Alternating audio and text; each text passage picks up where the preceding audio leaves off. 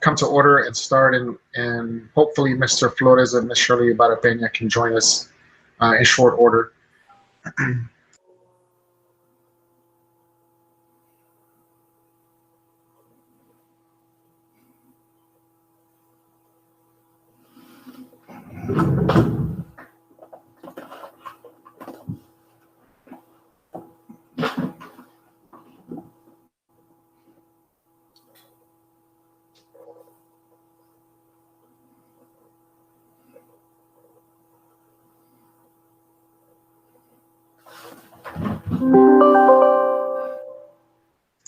Okay, I have 6 o'clock, so we will go ahead and get started here. The special call meeting of the South San Antonio ISD Board of Trustees will now come to order. Today is Wednesday, September 2nd, 2020, and the time is 6 p.m. I can certainly take roll call. Thank you, Ms. Prado. Gilbert Rodriguez, I am present. Ms. Prado? Present. Mr. Rascoe? Present. Mrs. Alvarez? Present. Ms. Barba? Present. Mr. Flores? Here. There he is, Mr. Flores. Ms. Shirley Barapena, I think Ms. Prado just said that she'll be joining momentarily, so we'll certainly recognize her when she joins in. We will now, if we can all participate, we do have a quorum present.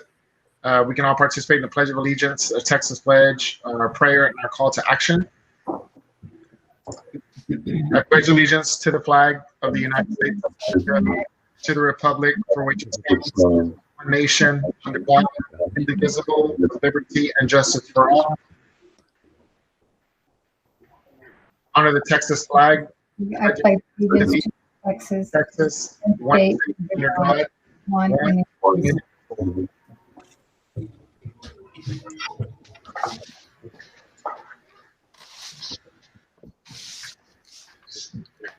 Our call to action. Thank you, Chairman Rodriguez. Our call to action tonight, if you will please join me. All students enjoy successful education experiences, empowering them to make decisions while enriching their lives in the future they create. If you will please join me in prayer and bow your heads. Heavenly Father, we thank you, Lord, for all of your gifts, and we ask you tonight to guard us and guide us and allow those gifts to flourish tonight, the gifts you've given us, and specifically the gift of service. Lord, tonight, let us move forward with your powerful spirit in our presence, that we may unleash those gifts to our community by learning deeply tonight how we continue to improve in our service to our children through you. In your Son's name we pray. Amen. Amen.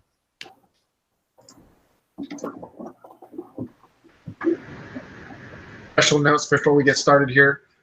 The board should not tolerate disruption in the meeting of members of or individual board members. Persons attending board meetings shall not delay, interrupt, or disrupt the proceedings or refuse to obey the orders of the presiding officer.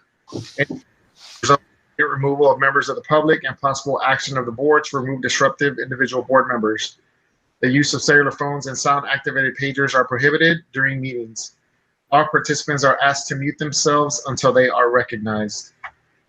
The first item on the agenda is our citizens to be heard. Mr. Rascoe. Thank you, Mr. Rodriguez. At this time, there are no citizens to be heard. The chair recognizing that there are no citizens to be heard. Thank you, Mr. Rascoe. We will move on to the next item on the agenda, which is our board training session. TASB XG session number 1.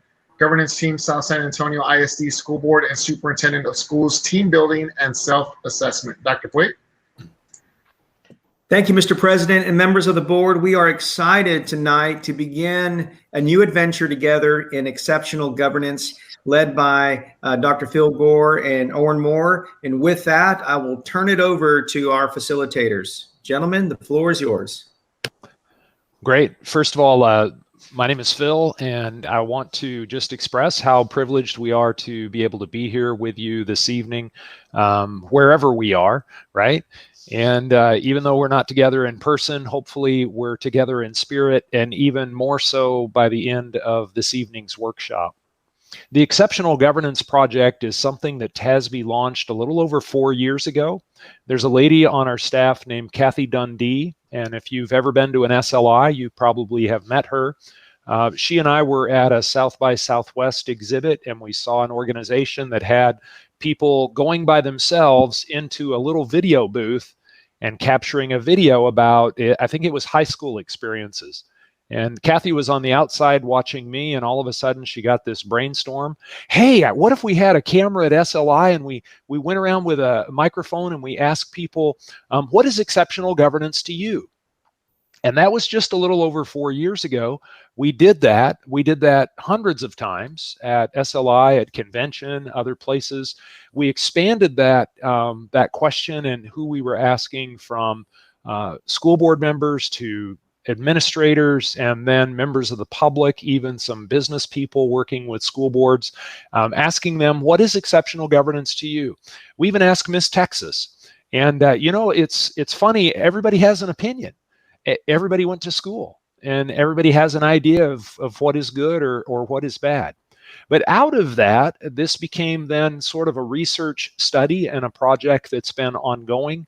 We've had a couple of events we call an Exceptional Governance Summit, where we bring in researchers from around the country, and we sort of pair what they're saying with some school boards and superintendents from Texas. So when they're talking about how the research shows high expectations for kids is really important, then we bring a board and superintendent along to tell their story about how they created high expectations for kids in their district. Out of our first summit, one superintendent leaned over and said, when can you come back and work with our board? We need more of this. And she was talking about that content. So we created the Exceptional Governance Board Development Series in order to meet that need. And the first district we worked with was Lockhart. One of the second districts we worked with, I believe, was Kerrville. And if you talk to board members or administrators from those districts, they can tell you their story from 3 or 4 years ago about how exceptional governance helped them create new goals, create a strategic plan, refine their vision. Most importantly, we found that this series of workshops really helps boards come together around the main thing and make student learning their primary focus, primary objective. And that's one of the things that we'll start to get into as we go. Again, my name's Phil. Feel free to call me by my first name. I think in workshops, sometimes that works a lot better. I suppose we don't have a big audience tonight watching us, but either way, a little less formal can help us build some relationships. I was a pastor for 20 years, and I was on a school board in a small suburb outside of Seattle. And I began to be more and more drawn into this work. So I went to the University of Washington and got some advanced degrees in educational leadership and policy studies. And in that process, I went to work for the Washington School Boards Association and served them about 6.5 years. Then worked for the National School Boards Association for a year just prior to coming to Texas. And I've worked here in Texas for the last 6 years. One of the first things I did, in fact, early on in my role as Director of Board Development, my boss, Dr. Duran, still says this is one of the best things I've ever done, was I hired OREN Moore. And I'll let OREN introduce himself to you, but you'll soon learn his commitment, his passion, and his mind for being able to think about things, put things together, ask good questions, has been really a great addition to this work. OREN, would you take a moment and introduce yourself? And then I'd like to have all of the trustees introduce themselves too. Sure. Am I coming through okay? Yes. Okay, well, I'm excited to be here. Like Phil mentioned, I do have a very strong passion for this kind of work. In a nutshell, I've come from a line of educators, and one of the most moving things I've ever experienced was when I was working in Houston with Third Ward Inner City Youth.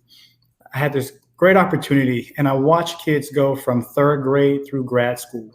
Now, these were first generation high school diploma, first generation college attendees. And the whole program was about 50% African American, 50% Latino, and it would kind of fluctuate 1 or 2 points one way or the other.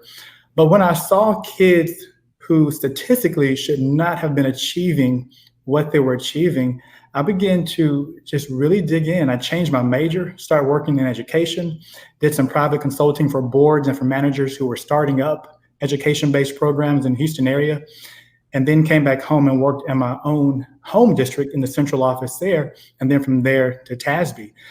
But the reason it was so amazing, like Phil said, the best research, the best work, or the inspiration that we do comes from board members. It began with a simple conversation, a simple question. What is exceptional governance to you? And later on, I'll refer to some of the research from the Iowa Lighthouse Project, and you're gonna see what I'm talking about.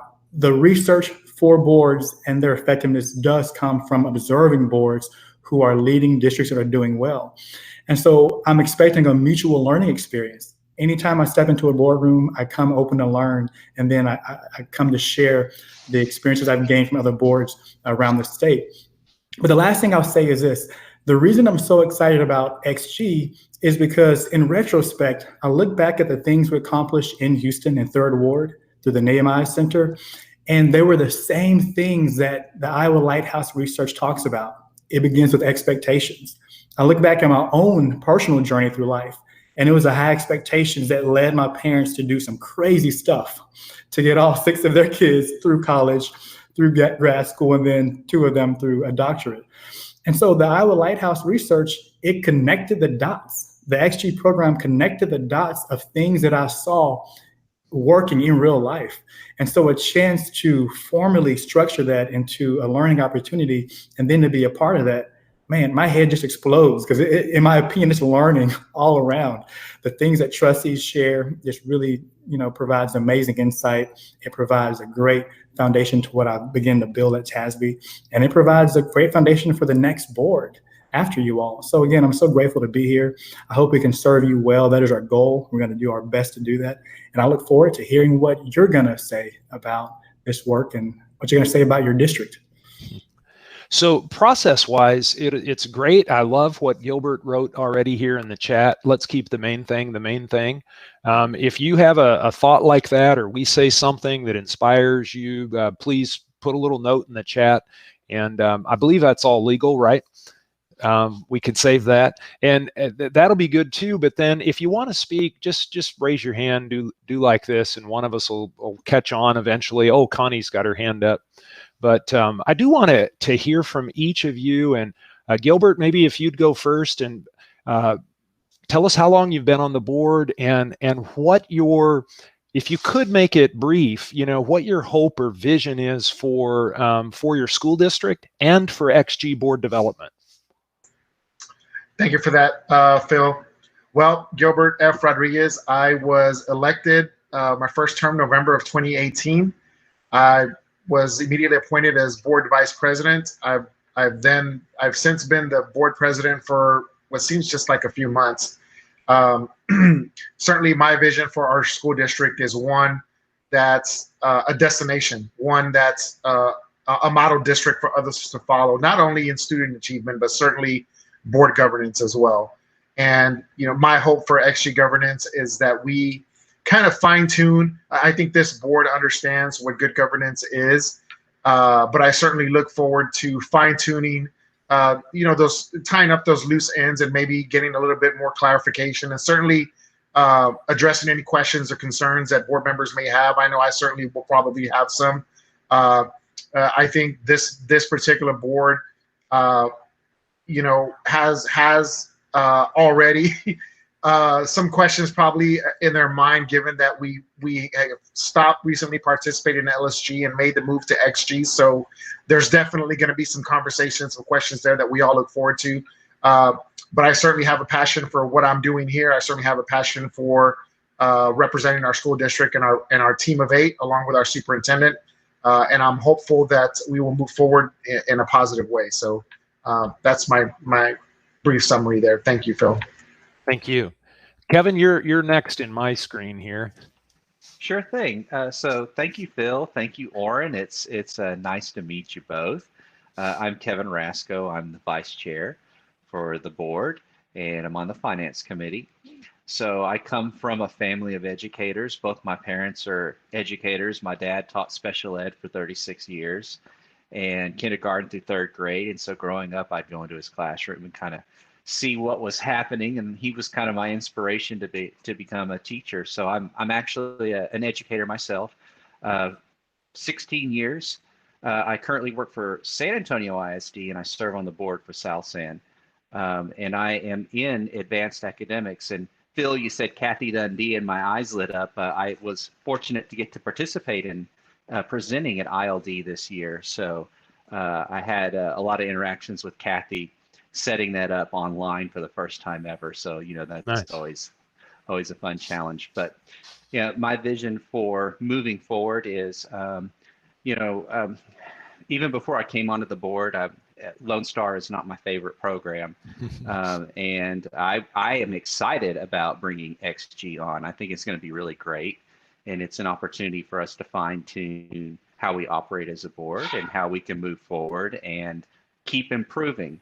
And I'm excited about having an opportunity to reflect on ourselves and find the things that we can do to do our job better, because what we do has a definite impact on our school district.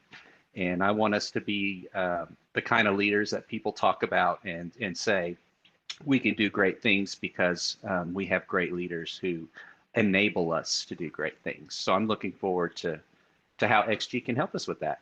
Awesome. Thank you for that. Connie, you're next here on my screen.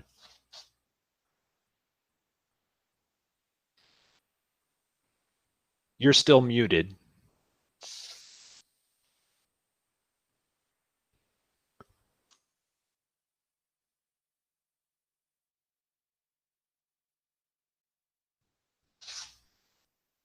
I think you're unmuted. Okay, am I on now? Yes. Can you hear me now? Yes. Okay, I apologize for that. Phil and Oren, welcome to South San. Welcome to our family, because that's what we are. This district is a family. I'm Connie Brado. I've been on the board since 1998. I've seen a lot. I've done a lot. We've had a lot of changes, a lot of good changes in the past year. We've had a lot of challenges that we have been able to overcome. I think the current board that we have now is a strong working board, and I think we're all focused on student outcome. I would like to see, back in the days, we used to have blue ribbon campuses, and I would like to see that happen again at South San. We want to be the top achievers in Bexar County. And it's going to take some work. COVID's not helping us. I think we were headed in the right direction, but we've got some new programs that have been implemented. We have innovation, and I foresee that in the future that South San will be the star one year as well with our superintendent. So I'm excited.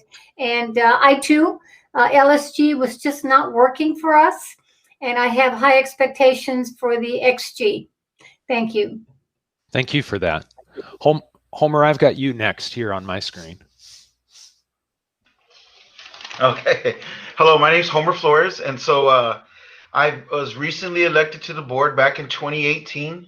Can you hear me? Yes. Okay. And then just this year, I was up for a re-election for November, but I'm unopposed, so I'm seeing 4 new years. Nice. And so I'm very excited about that, especially because I felt after 2 short years, enough wasn't done on my part. Yeah. And I feel like the introduction of a new governance program, XG, is a chance for a rebirth and being reborn, right?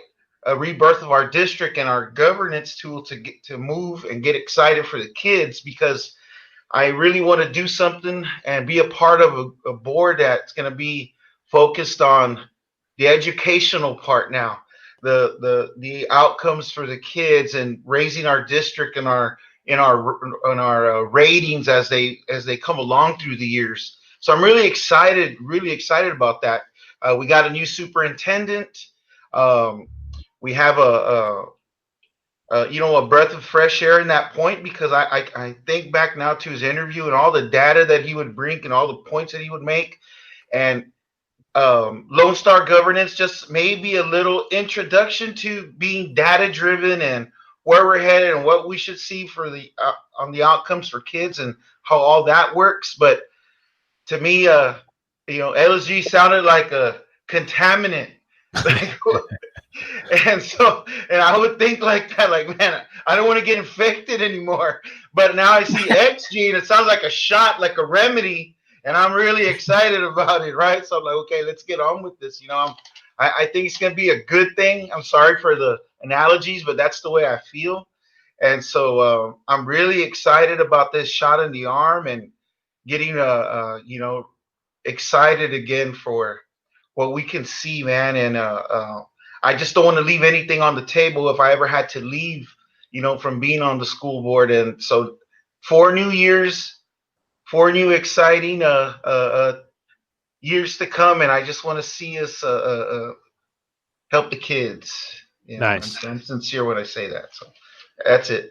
Hey, that was great. Thank you. Thank you very much for that. Veronica, you're next. How long have you been on the board? What are your hopes for the district? What are your hopes for XG board development? Okay, my name is Veronica Barba. I was appointed 9 months ago, so I'm new to everything. I work for the educational, but I work for the Harlandale School District. I've been there for 6 years. So I'm new to everything with the Lone Star governance, with everything. So as this is coming to me brand new. So I'm here to learn and do what's best for the school district, the community, the students. That's great. I was thinking as Homer was talking, most of us, it takes us about 2 years to really have a clue what it is to be a school board member. Some people, 3 years, but 9 months makes me think of you're just starting to walk. Or you're just being birthed kind of into this. So that's good timing. Very good. Hi, Stacey, you're next.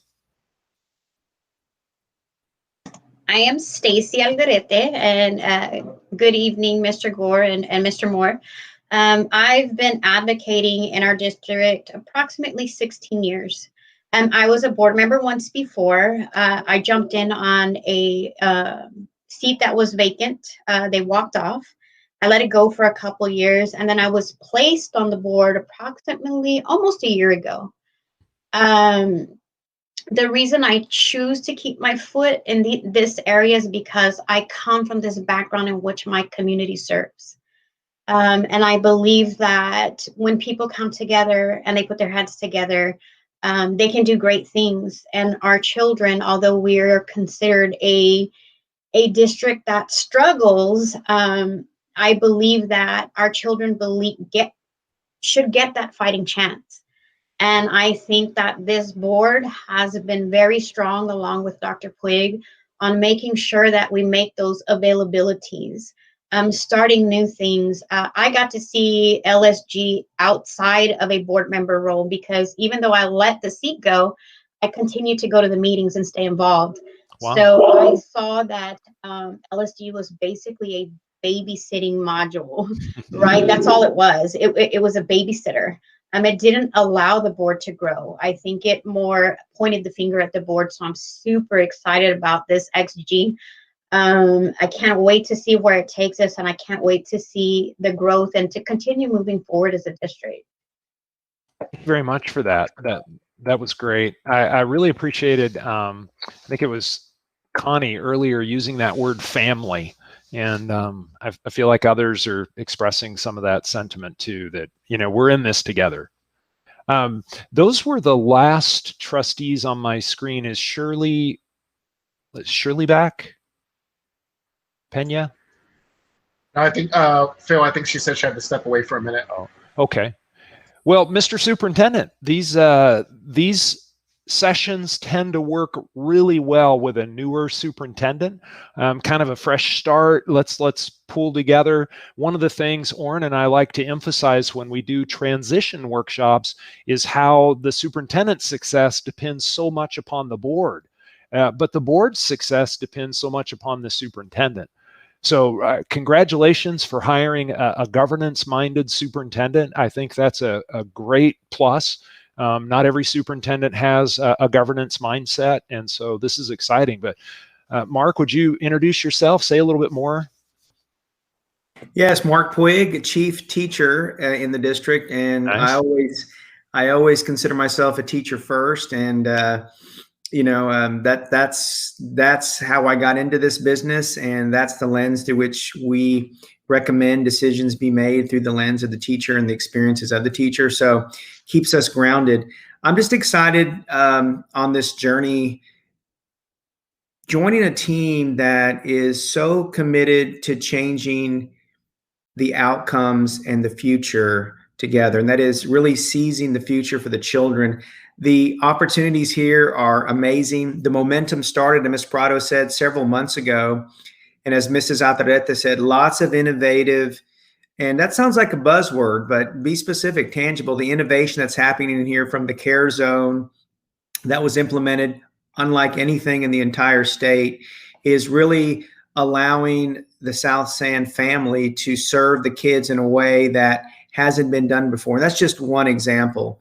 But as a teacher, a chief teacher coming to join a new family, I was instantly taken by the collective passion and commitment that the team has to make a difference for the kids. And it was something I felt, and I am just blessed to work alongside and for and have the opportunity to make a difference with this governance team. So I look forward to these sessions being incredibly fruitful, and I can't wait to continue the learning journey together. So thank you. Great. I'd love for Larry to have a chance to introduce himself, say anything to the team, and if anybody else is there in an administrative role as well. Larry? I'm a consultant from Mo Casey and Associates, to in the interest of full disclosure. Yes, yes. I think Mr. Moore, OREN earlier said something about a first generation high school graduate. OREN, I was a first generation high school attendee in my immediate family. But my parents always had the expectations that my sister and I would graduate from college. And I would always ask my sister, how in the world are we going to pay for that? Somehow we did, and we did both graduate from college, and I stuck around and got 3 degrees and then decided I had to go to work. But at any rate, we've had the pleasure of working with South San and its board and administration for 18 months, Gilbert, 19 months, Connie, something like that. We've had some good days, and we've had some days that we like to do over, but right now, this is the best day since we've been employed here, and I don't know anything better that I can say. The board went through a budget and tax rate adoption on Monday evening in 1 hour and 17 minutes without a cross word, and with unanimous votes to approve both budget and tax rate. And to me, just to Larry Gropel, nobody else saying this, that was a dramatic step in the right direction. So congratulations to your board. All of you know I love all of you, and I love South San. That's why I keep coming back. So I'm really happy that you are approaching this in the manner in which you're approaching it. And I will do whatever I can, whatever I'm told to do to help you further down the road on this trip. Good deal. So we're going to jump right in. OREN, if you can project our slides, we'll go right to slide 2. I didn't miss anyone, did I? Somebody. We have an administrator, Scott Lolliman, here. I'd love Mr. Lolliman to weigh in a little bit. You said administrators. Yeah, please. Scott? Yeah.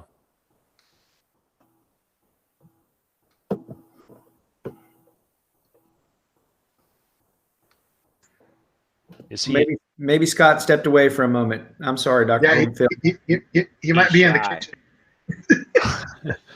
He's in the kit. He's shy.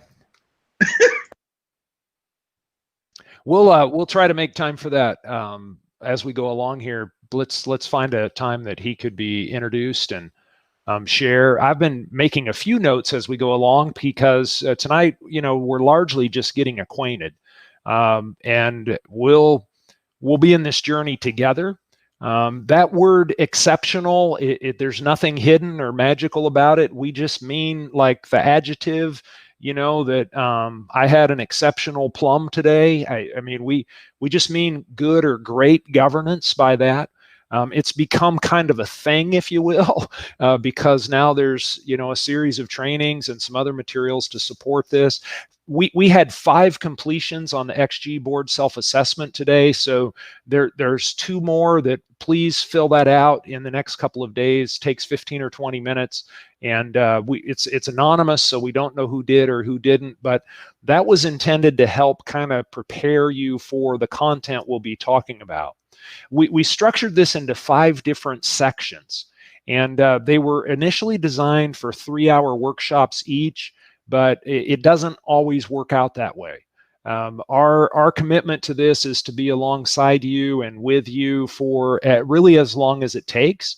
And tonight we're going to focus in on what's at stake. As OREN was mentioning, that high beliefs, high expectations about what is possible just comes right out of the research of what it takes for people to achieve. In the second session, we've designed that with your administrators to co-participate. And so that has become a very important session. Trustees walk away from that session knowing more about district initiatives, efforts that are underway to improve student achievement. And administrators walk away from that session with a better understanding of the heart and the intent of school board members. We find that instead of a team of 8, there tends to be a team of 10 or 12 or 20 as people realize we're really all in this together. Toward the third session, we start to dig deeper into the data. Now, different than Lone Star Governance, we're not handing you a monitoring tool and we're not saying you have to monitor student achievement this way or that way. As we look at data, our intent is to help you create and help your administrative team create a system for you to look at data throughout the year. So we'll talk more about that as we go along, but that's one of our hopes and goals, is simply that boards are informed and engaged about how are the students doing in the district. And that's what all of these sessions lead to. We want every trustee in South San to be able to answer the question at HEB if somebody says, how are the students doing in our district? We want you to have a good answer to that. We want you to know how the students are doing, what the district is doing to improve how they're doing, what your expectations and hopes are for what that improvement will look like, so that you can be leading that conversation back in the community. This is what we're doing. This is what our expectations are. And as you get clear in that, then you're able to monitor. Are you getting where you said you wanted to go? So those 3 sessions, as you see with the arrow, that arrow that comes back is about continuous improvement. By the end of the series, we want to make sure that you have some systems, some mechanisms in place for just oversight for excellence. So every district, that looks different. I mentioned a couple of districts that have been through this series. Seguin is another one who did a lot of really good deep work in the XG board development. But what you get out of this will be different than what those districts got out of it. Every district is unique, and your personnel, your culture, your needs of your students, it all varies. So we're not coming and handing you here's the pattern or here's the cookie cutter. We're going to create that with you. Let's jump on down to the next slide, OREN. And we've already sort of had this conversation, so I'm just going to move quickly through it. We've got some notes, and you've introduced yourselves, what you hope to gain out of the XG series. We created this content into 3 separate areas. And we'll be thinking and talking a lot about what are your perspectives. And perspectives is a word that can mean your beliefs, it can be your values. Basically, where are you coming from and how do you see things? Another word is mindset. For some people, that's not a positive word. So we just use the word perspectives. How do you think about things? The other two areas here in this content are our capacity. So your knowledge and your skills. That's do you know what you need to know for good governance? Do you have the skills? These things come right out of research, research that I've been a part of, research that your superintendent has been a part of. And these things, what have the researchers shown that in districts that are improving in student achievement, boards do these things. They think this way, they act this way, and it's different. We'll dig into that just a little bit more today, but ultimately action. So it's not just about sitting around and talking and thinking and saying the right things. It's actually, what do you do with that information? How do you hold the superintendent accountable? How do you evaluate something that's brought before you for approval? How do you say, is this going to be a good thing for kids? Is this consistent with the direction that we've been moving as a district? Those actions are really important. Let's go to the pictures, Oren. This is some of our favorite slides here. I want you to take a moment with me and you can unmute at any point. What do you see happening in these pictures as a whole? What are some thoughts that these pictures bring to mind for you? And you can write those in the chat. Growth? Thank you. That was Stacey. Someone else. What do you see here? Connie? Success. Success. Very good. Maturing, I see here in the pop-up. Yes, Homer. Direction.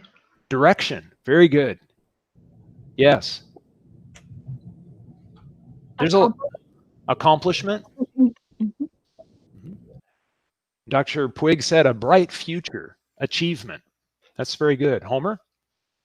I see trust when I see that little girl jumping into her father's hands. Yes. That's good. Celebration. I see in the chat there. Let's go to the next slide, Oren, and we'll talk about each one of these just a little bit. So yes, you nailed it there. Trust. Anybody see anything different in this photo other than trust? Homer? Confidence. Risk. I see risk because the Risk. kids.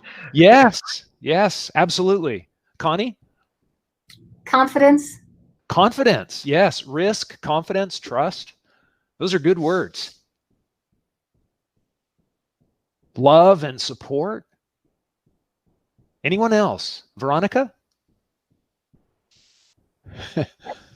You're almost there.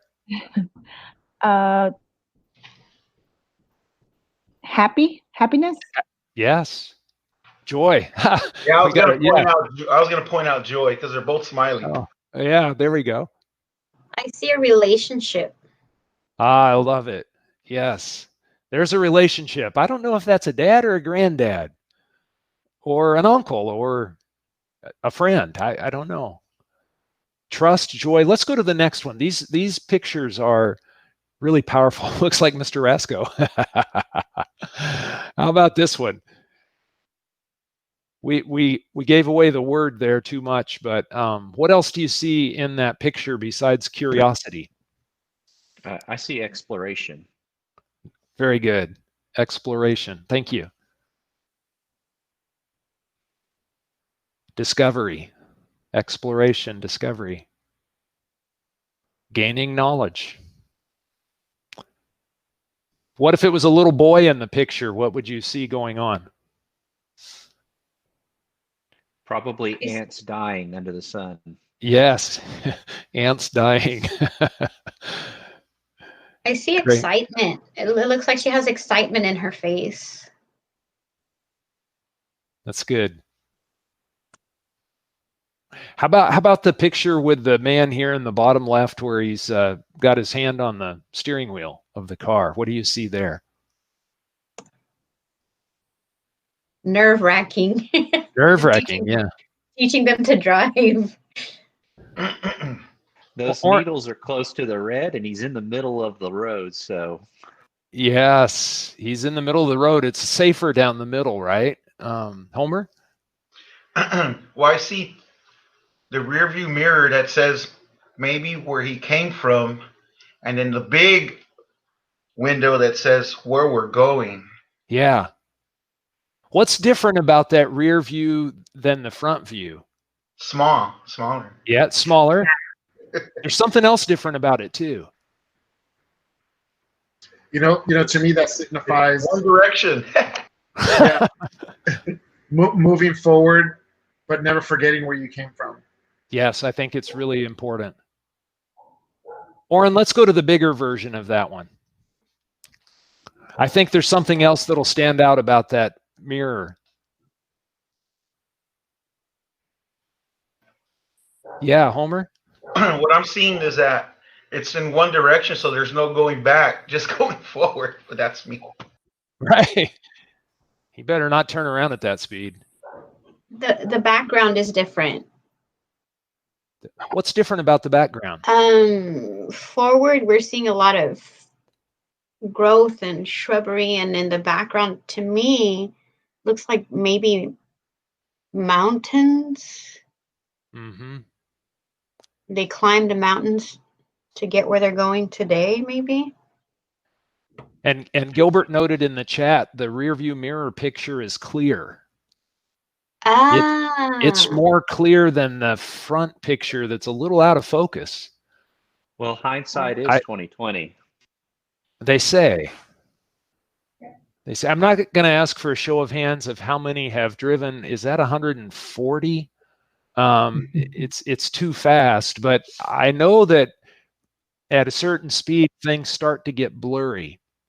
This picture is really important to me because as trustees, we have to be mindful of we're preparing kids for their future, not our past. And I heard a gentleman say that speaking at a conference one time. He was Coach Boone from Remember the Titans, but not Denzel Washington. This was the real Coach Boone. And he said, we've got to remember we're preparing kids for their future, not our past. And I have personal experience with this. I have 3 children that are grown. And my son, who, when he was in high school, he was doing what most high school students do, boys. He was sitting on the couch and playing video games. And as a father, what was I saying? You know, that's never going to get you anywhere, that you need to get off the couch, come outside, do some things, you know, study, learn something. Well, now he works for EA Sports. And probably, you know, by the time he's 30, he'll make more money than I do. They make video games. So that idea that we're preparing kids for their future, not our past, that's this slide is really important to me. Yes, Homer. I also see that he's driving with one hand, so there's a little bit of comfort in the driver's seat. If he's going that speed, there's not 2 hands. There's one comfortable, and I guess that's a reflection of us moving forward, but in comfort, knowing that where we're going, we're gonna feel good about it. There was just one more, and then this slide, you'll have your own words. We had the word possibilities, but when you see a graduation photo like this, of course, it wasn't 2020, it wasn't this year, but when you see a graduation photo like this, what do you see?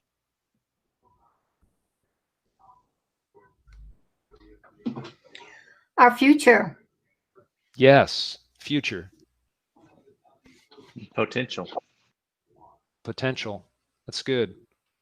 And accomplishment, success.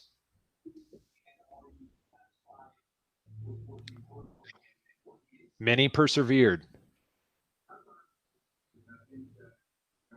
I know at a graduation ceremony, they call it commencement, you know, not the finish, but the beginning. This idea just the beginning. So these are all important pictures, all important words when it comes to governance. And when it comes to governing in a way that kind of maximizes opportunities for students. So would like to encourage you to kind of keep those things in mind, those pictures. You may see them again in the future, but that idea of trust, curiosity, forward focus, and possibilities, those are kind of foundational, right, for good governance. There has to be trust. We talk about being a family, but a lot of us don't come from a functional family. So for some people, family is not a good example, right, for a school board. We talk about a team, but if we're not part, or we haven't been part of a successful team, it's hard to know what that looks like. These words of trust, what can you do to build trust? We'll talk about that as we go along.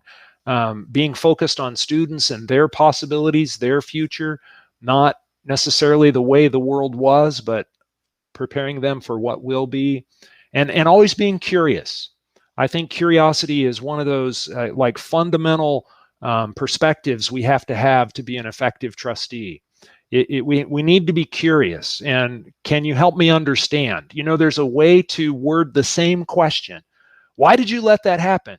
Versus, can you help me understand why this happened the way it did? Right? That's a curious type question, as opposed to an accusing question.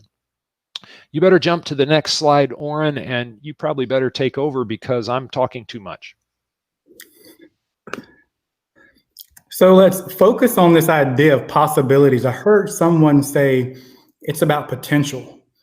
And the beliefs that we have about our system, about our kids and their potential, or the possibilities as to what our system can do and what our kids can achieve, it comes out in a number of different ways. The most common way is through our language. Boards of successful moving districts, they just sound different. When the original Lighthouse research was going in action and they're collecting data, making the observations, as I mentioned, they noticed that they literally sound different. They speak differently. When a district was succeeding or when they were stuck, here's how it might sound. A district that was not meeting their goals, whether they were in the internal goals they had set for themselves, or if they were state standardized tests, we heard, or the researchers heard, statements like this: students can achieve here if they work hard enough. Now, while that is true in a system to some degree, it puts too much of the burden on the student when the adults are the ones who should be providing the education. They should be the ones motivating, inspired. After all, they have the skills and the tools that kids need. And the goal, of course, is to transfer that set of skills and knowledge to the students. When districts removing their leaders and their administrators and even the parents on occasion, they make statements more like this one: all students will achieve here because we're committed to ensuring they do. And in the brief time that we've heard you give your introductions, it was amazing to hear so many moving statements coming from you.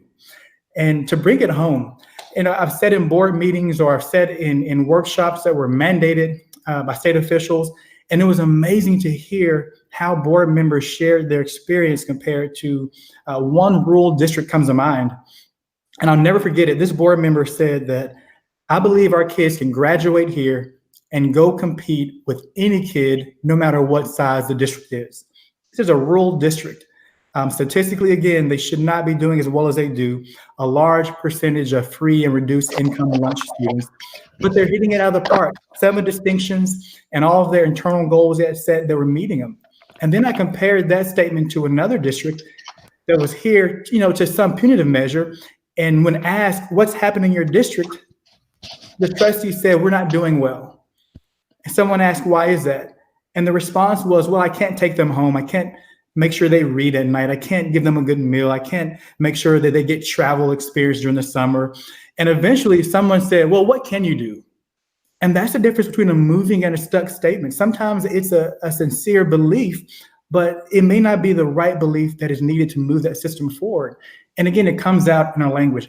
We can look at this in terms of how you feel, but what I want to do right quick is I believe this can be tricky. And I remember telling your board president and Dr. Puig in a pre-meeting, I have been guilty in the past when I first started working with kids. I was guilty of making some stuck statements. I was kind of parroting what I'd heard, what I'd been told, what was told to me by some adults as well, right? And so I want to take a moment in that handout, if you will, if you have it electronically, maybe you can refer to it. But what I want you to do is just take a moment. Let's do the first half dozen. You're going to read actual statements collected from school leaders during an interview, an observation process. And I want you to read that statement and just write down an M if that statement suggests that district is moving, or an S if that district is stuck. Can you all see those 1 through 6? I'll give you about 2 or 3 minutes. If you can't see those, let me know and I'll read a couple of them out to you.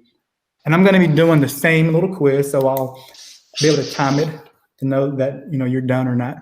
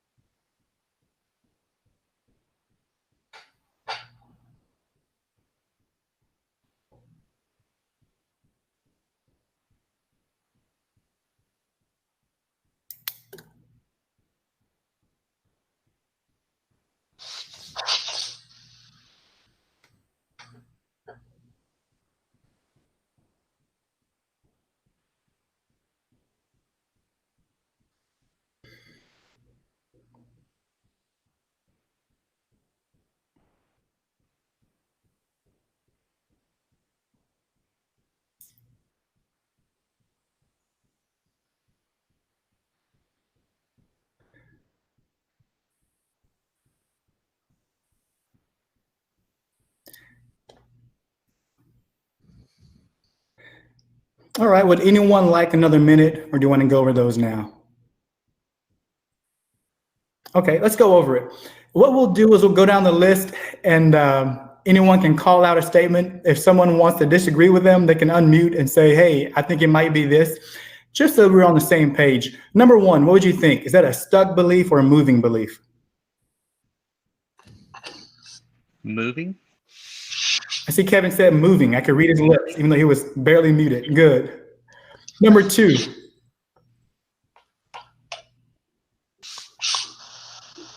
I see Mr. Rodriguez say it's stuck. Right. Granted, the parents have a role of caretaking for that kid, but we're the educators. They send them to us to be educated. Number 3.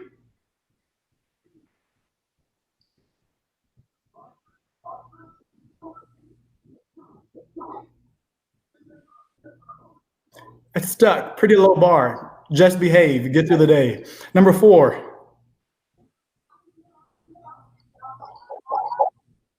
Also stuck. Number 5.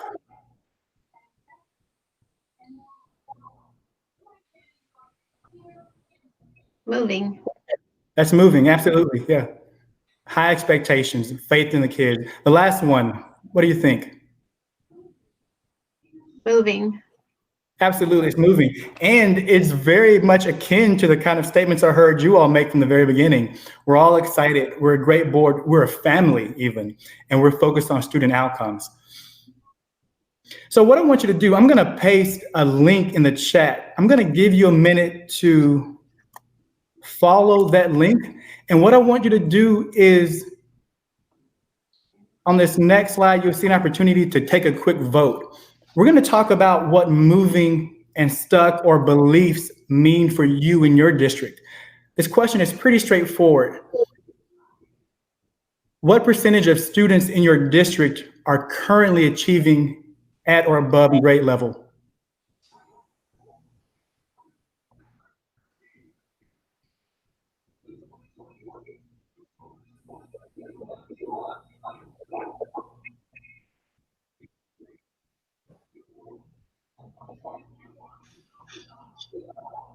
You've got 4 responses so far.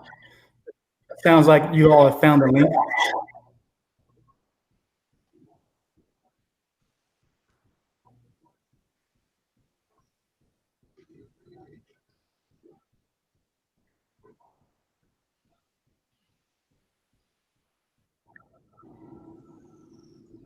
We got 5.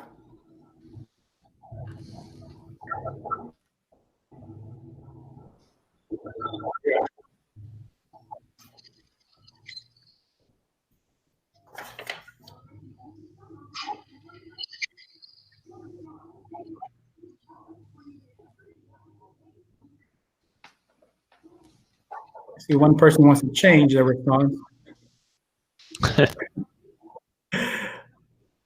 Waiting for a couple more.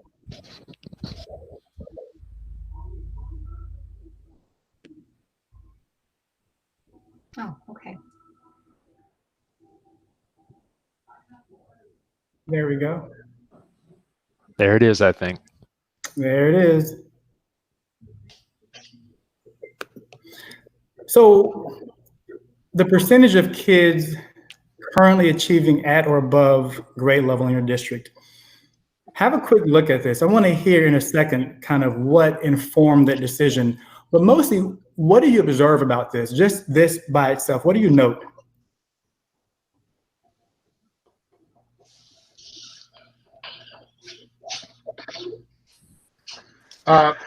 That we may not all be aware of what that is or what that means exactly. Absolutely. We may not all be aware of what that means exactly. Hence, we see a range of responses. Any other thoughts before we go to the next question?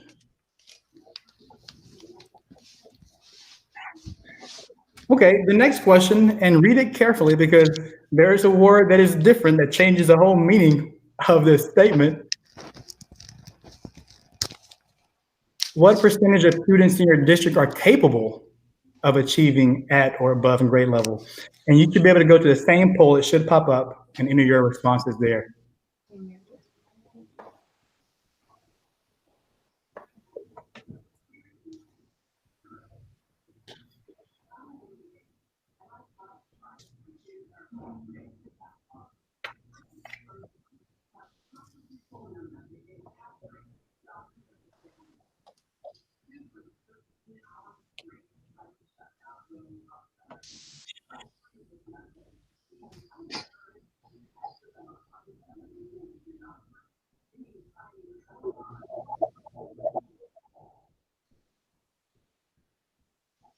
There we go.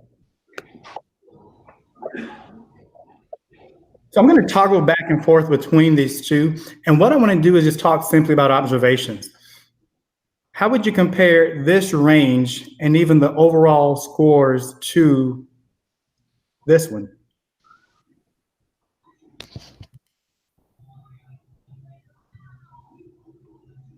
Here's what we believe is possible, what our kids are capable of. And this is what we believe to be the current state of student performance as it relates to kids performing at or above grade level. Go ahead, Stacey. I think the second one is our perception of what we are expecting. Good. So this reflects our expectations. Yes. I agree with that. Other observations?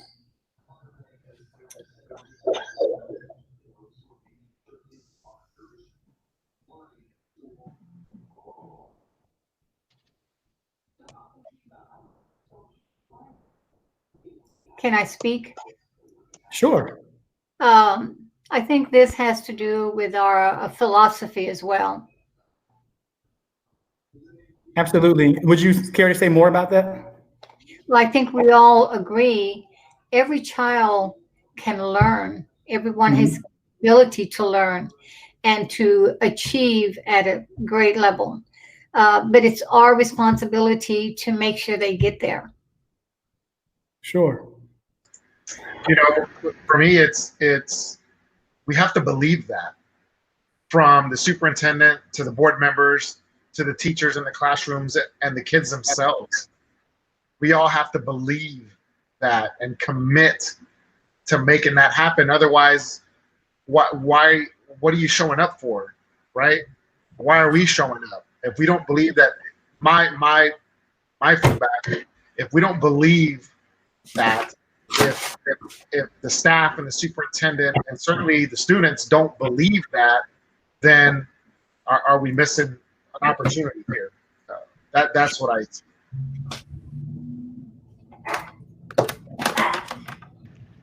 And Bill, I think that so I like the idea of, are we missing an opportunity here? That's where we're headed now. Now, just a quick check. My screen just blurred a little bit. What are you all seeing on the PowerPoint? We see the percentages, the question of the percentage of students in your district that are capable of achieving at or above grade level. Let me get to the right slide. What are you seeing now? Same one. Okay, it has frozen. Give me 1 second. I'm going to stop sharing and then redo it.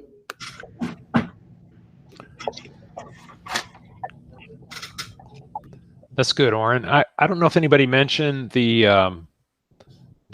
answers when you were asking what the students were capable of. Everybody answered close to the same thing, but when you asked how the students are performing or what percentage are performing at or above grade level right now, there's a bigger variation in the answers.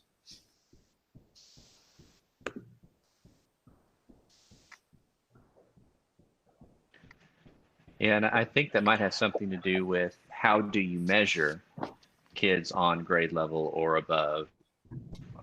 And like for me, I'm from an advanced academics background. I look at CCMR numbers, and that's where I get, you know, my information. But if you're maybe a little closer to what's happening in campuses and working with kids more directly, you might have a different idea who's on grade level, or you might be looking more at elementary versus high school and middle school. And that is a very important point. And that was mentioned earlier. Well, what are we all thinking about? What are our perceptions and definitions of success in this case? And to kind of steal the thunder a little bit, a lot of the work that we'll be doing over our time together is coming to alignment on what that is exactly. So when we talk about success or succeeding, we all kind of have the same idea that Phil referred to. When we go to the grocery store or we're out with the family, whatever the case may be, and we're asked, how are things going? How are the kids doing? We understand kind of where we're answering that question and what we're coming from. Other thoughts or comments before I get this back going again? If I may, please. Sure. When I responded on the percentage of students that are achieving, my response was based on data and assessments that are taken, and what's presented to us. That's how we know where we stand. So assessments and data that's presented to us by staff tells us where these children are, but it also tells us where they need to be. And so, and that's why my percentage is not where I would like it to be, but we need to work on that. And I think I agree with Ms. Prado. But what I would like to add is, you know, yes, we get the presentations and we get the data, but what does that mean exactly? What does that mean in comparison to the region, comparison to the state, comparison to the nation? I mean, we all want those closing the gap numbers, but for me, walking into the district and having seeing that, I feel like we were complacent and mediocre. I mean, is that what's acceptable, right? Or how do we know that that's good enough, right? Aside from just being presented numbers. So I think there's got to be a little bit more understanding of what that means exactly. I mean, I know a lot of us can be resourceful enough to go and dig that up. But if we're talking about it being presented with us and shared with us, then we don't know how to ask the right questions if we don't know what we're supposed to be asking, right? So that's a big one. For me, that's a big one. So if you will, look at number 4. It was already mentioned, but this has implications for the board. And it's common. We know where we are. Here's where we believe we can be. And so at some point, we're going to have those deeper conversations about what does it mean for the board. I love how Homer said, I'm going to leave it all out there. I'm going to run for another 4 years. I didn't get to work hard and finish the work that I wanted to. And so I love the idea that the board is fully owning this and recognizes that they have a great role to play in this work. And so I think also, who was it? Connie referred to data. The decision to vote a certain way was informed by data and the results that she saw on different standardized test results or other assessments. And so to this question, how are students performing? We get this big picture.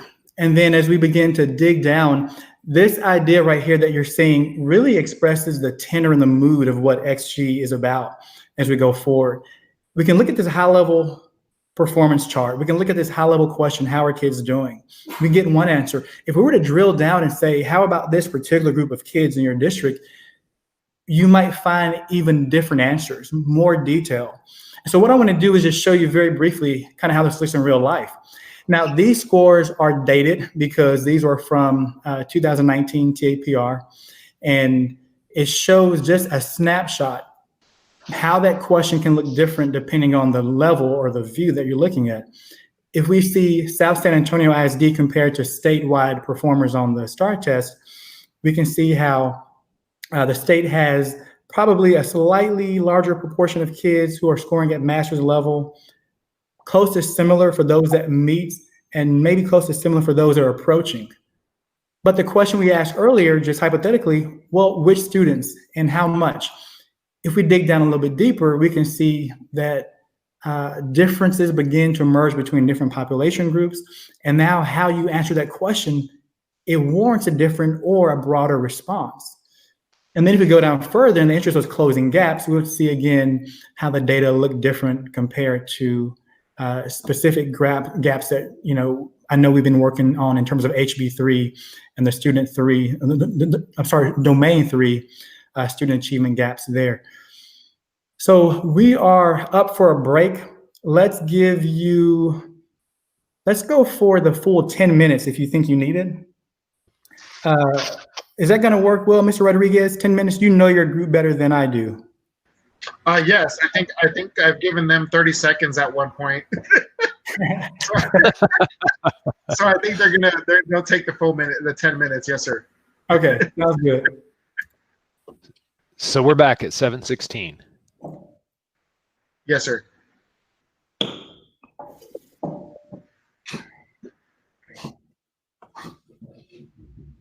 Come here.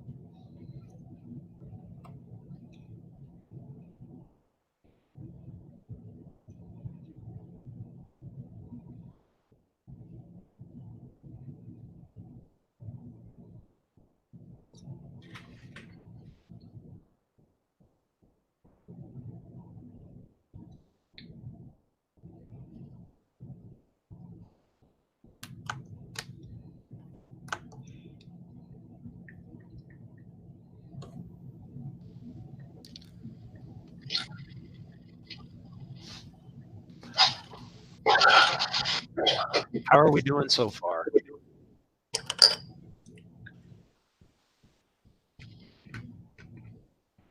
Is this what you hoped for, Connie? Kevin's got a thumbs up.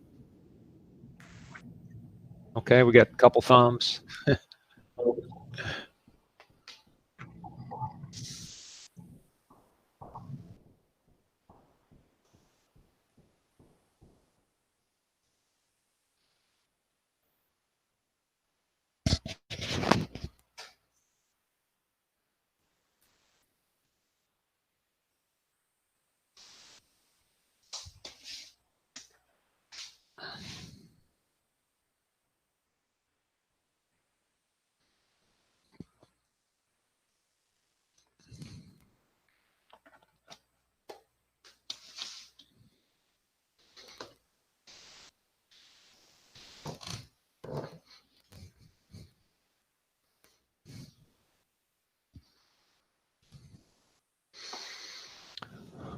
I know you all have had a lot of meetings lately, so thank you very much for taking out time for this workshop and learning.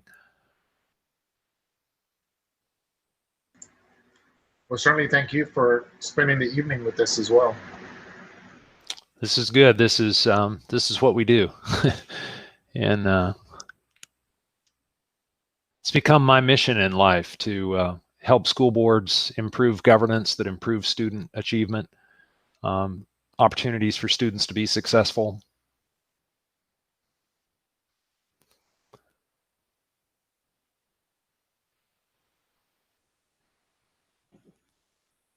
I try to pray every day and ask God, you know, what can I do today that can help improve students' lives? Because there's so many, and there's just no end of needs, right? Just especially in this time. Amen. Agreed.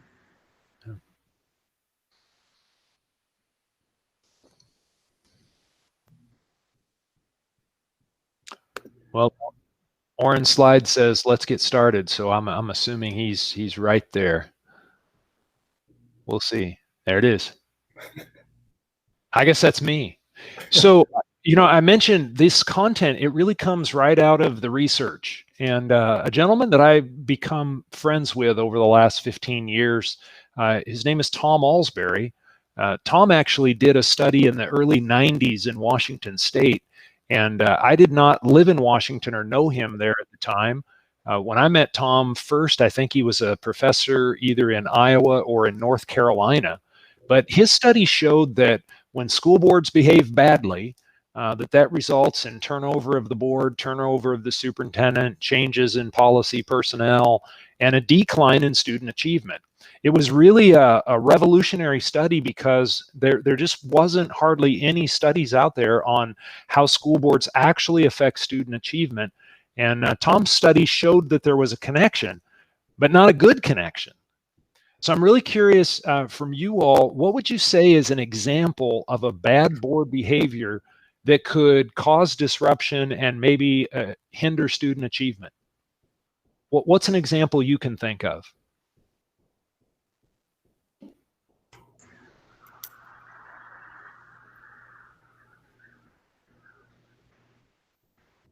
Board member behavior that could directly impact student achievement. Or yeah, just something they did that there's not a direct impact. Usually it's kind of out in the community or out in the disruption, you know, getting teachers and principals talking about what the board's doing instead of talking about how to improve student learning. Kevin? Right. So I would say one that floats to the top is when boards engage in politics instead of keeping the focus on student achievement, that can have a very deleterious effect on outcomes. Absolutely. That's one of the key words from this research, frankly. Politically motivated turnover is what Tom found. Connie, did you have something you wanted to add? Yes. Other than that, another experiences that we have had is board members that are not that are not together on a particular item. We had that situation with our care zone and with our facilities where we had 3 board members that were constantly against what the board's goals are we wanted to do. And they took it out to the public and into the schools. And that just created havoc. So that's a great example. It's one thing for board to not be united when they vote, but when they continue that division out into the community and out into the schools, it's maybe one of the most detrimental things to actually improving student achievement. Some other things might be, you know, violating the trust of executive session, or sometimes as trustees, we're privileged to have some information that maybe it's not legally confidential, but if we are talking about maybe a staff member's health or incidents that happen between students, you know, it might not have been legally inappropriate to say, but it's a distraction. It's the kind of thing we shouldn't talk about, whether even the drama of, oh, did you see what Homer said in the meeting last month? You know, I mean, it's like, right, that kind of drama can be a real distraction that takes administrators away from their work and teachers away from focusing on teaching. We'll jump to the next slide. Tom, when he finished his study, he went to be a professor in Iowa, and one of his first students was a lady named Mary Della Gardelle. Mary has since passed away, but she was a school board member in one district, and kind of like Kevin, she was a principal in another district. And so Mary had a real thought and a heart for what might school boards do that could actually make a positive difference. And Tom's research inspired her to go do research actually in the state of Georgia. And she went to Georgia because they had a very robust state testing system at the time. And the things that emerged from her research were that beliefs matter, that when districts believe students can achieve, lo and behold, those districts are achieving more. She saw the role of the board in setting clear expectations. Too many boards give real fuzzy guidance to the superintendent. They're not clear. They're not specific. She saw that the board had a role in the conditions for success. Sometimes that's the culture. The board setting a culture of positivity and a culture of improvement.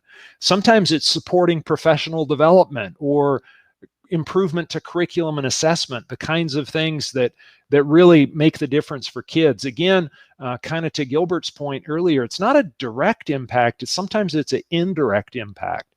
But she found that in those systems where districts were the board was holding the system accountable for results, that those tended to be improving more.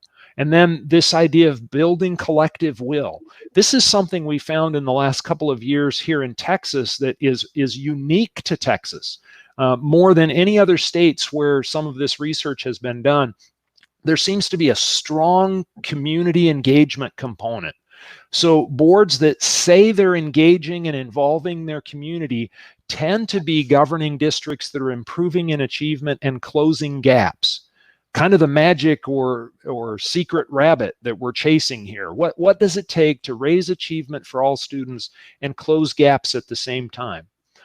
Just like you're doing tonight, learning together as a team is also something that emerged from the research. And Mary found that when boards learn together as a team, not separately, not going to conference sessions apart, but actually learning together, that really makes a difference for kids. Let's jump to the next slide here. So these are studies that now one has been built upon another. Ivan Lawrenson used the same board self-assessment that 5 of you have completed. He used that in Montana, and he studied their data, and he found that the districts that were improving in achievement the most, they had superintendent goals focused on student performance. They were communicating expectations to the community for the superintendent and district. They were very objective in the way they evaluated the superintendent. They evaluated the superintendent based on, are we meeting our goals? Are students learning more? These other areas are also very important and very statistically tied to improving achievement in other states. Basing the board's work on district goals. So having kind of a roadmap or a strategic plan that you guide your agendas and the work of the year based on that plan, but monitoring progress toward the goals and the plan. These are just right out of the studies. Again, what seems to correlate with what boards do and improving student achievement. Next slide, Oren. You talk about this one if you would. So what does it take to build a house? And now I'm running the slides, which means my window is partially covered, so I won't see hands if they go up. So what I'm going to ask you to do is just, as you come up with an idea, unmute yourselves and just throw out an answer. Kind of brainstorm. What does it take to build a house? Homer. A foundation. Foundation. What else? A blueprint. Blueprint. Absolutely. Teamwork. Teamwork.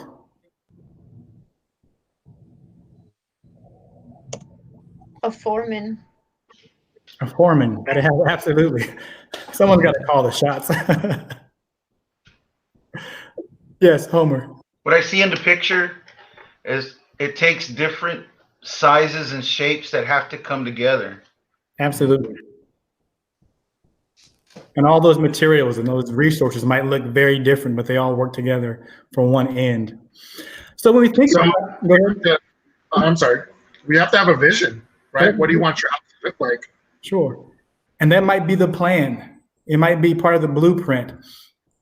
And so when we think about building a house, it starts with that blueprint, that vision, if you will, and then all the way down to the details of who's going to do what. We mentioned a foreman. That foreman has, subcontractors that oversee different roles of play and all that. And of course, there's a learning curve if you've never done it before. And for everyone who's building a house, at some point, they've had to learn the game too. And I would imagine that each home is different and there's still learning required. The reason I like this analogy is because it parallels quite a bit what the board has to do. If you are going to build a house that's going to last, there's a structure and an organization to it. There's teamwork, so many different things. That blueprint that you all talked about is much like the clear expectations that the board sets for the superintendent. I saw your board president's head nodding when Dr. Gore said sometimes boards give superintendents fuzzy directions, fuzzy goals that are hard to kind of really make concrete. So those clear expectations, the expectation that you all express, we believe that 90 to 100% of our kids can achieve at grade level. Those are the clear expectations that set in place what your system is going to build, the education process, the programs, the curricula that are going to get those kids to where you believe they can get to. Holding the system accountable, it's like checking on those subcontractors, creating conditions so that work can be done. It's like making sure that everyone has the proper training, the supplies, the lumber. I know Homer said there are so many different parts that go into it that make up this whole. Creating the public will to succeed is not too different than, again, working with those subcontractors and making sure everyone has the same vision for that house, even though they might only be pouring concrete or they might only be doing the framing. And then, of course, that learning curve is much akin to you as a board superintendent team learning together. And again, like Phil said, it's not so much going to a conference, everyone doing a different thing and then coming back and sharing. That's helpful.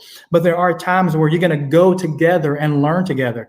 XG, of course, is one of these examples right here happening live, learning together as a board superintendent team to see how you can improve your district. So let's focus on the first idea, that blueprint, that big picture. And here's where, again, I won't be able to see hands so easily. So if you have a comment, please unmute yourself and just share what is on your mind. But take a moment to answer this question. Let's get a few responses. What are your greatest hopes for the district? I love that we began with your vision statement in the meeting, but now tell me in your own words, when you've sat down, you've thought about this, what are your greatest hopes for the district? Certainly, my greatest hope for the district is that from the superintendent and board team of 8 to administrators, to teachers, to partners, right, that we partner with in support of our kids in our school district, that we all ask ourselves and that we all focus on. Discussions are always centered around, is this good for kids? Too many times are there conversations being had and are there agendas being pursued that have nothing to do with kids? And I find myself, full disclosure, in all honesty, saying that a lot is, what does this have to do with our kids? What does this have to do with student achievement? And that's the greatest hope from our school district, is that is the centerpiece of what we're doing, is asking ourselves, is what we're doing right now, is the discussion that we're having right now, is it good for kids? Not an agenda, not anything other than that. And we tend to lose sight of that. So my greatest hope is that we embrace that. I saw Stacey's head nodding. Anything you would add to that, Stacey? I have to agree with what Mr. Rodriguez said, and that too many times this district has had a target on it for the board not making decisions solely based around the children, such as elections came up and politics came up. And I think the question you're asking, what are our greatest hopes for this district? For a long time, my greatest hope has been to move away from that. to have the kids at the forefront. We have amazing things going on here. We have amazing programs. We have things that no other district in the state of Texas has. And I think those things are things that should be focused on. But as Mr. Rodriguez said, at times, more so than not, we tend to have to be asking ourselves, is this what's in the greatest interest of our children? So my hope is that we move away from that and are able to truly, truly focus on why we're all here.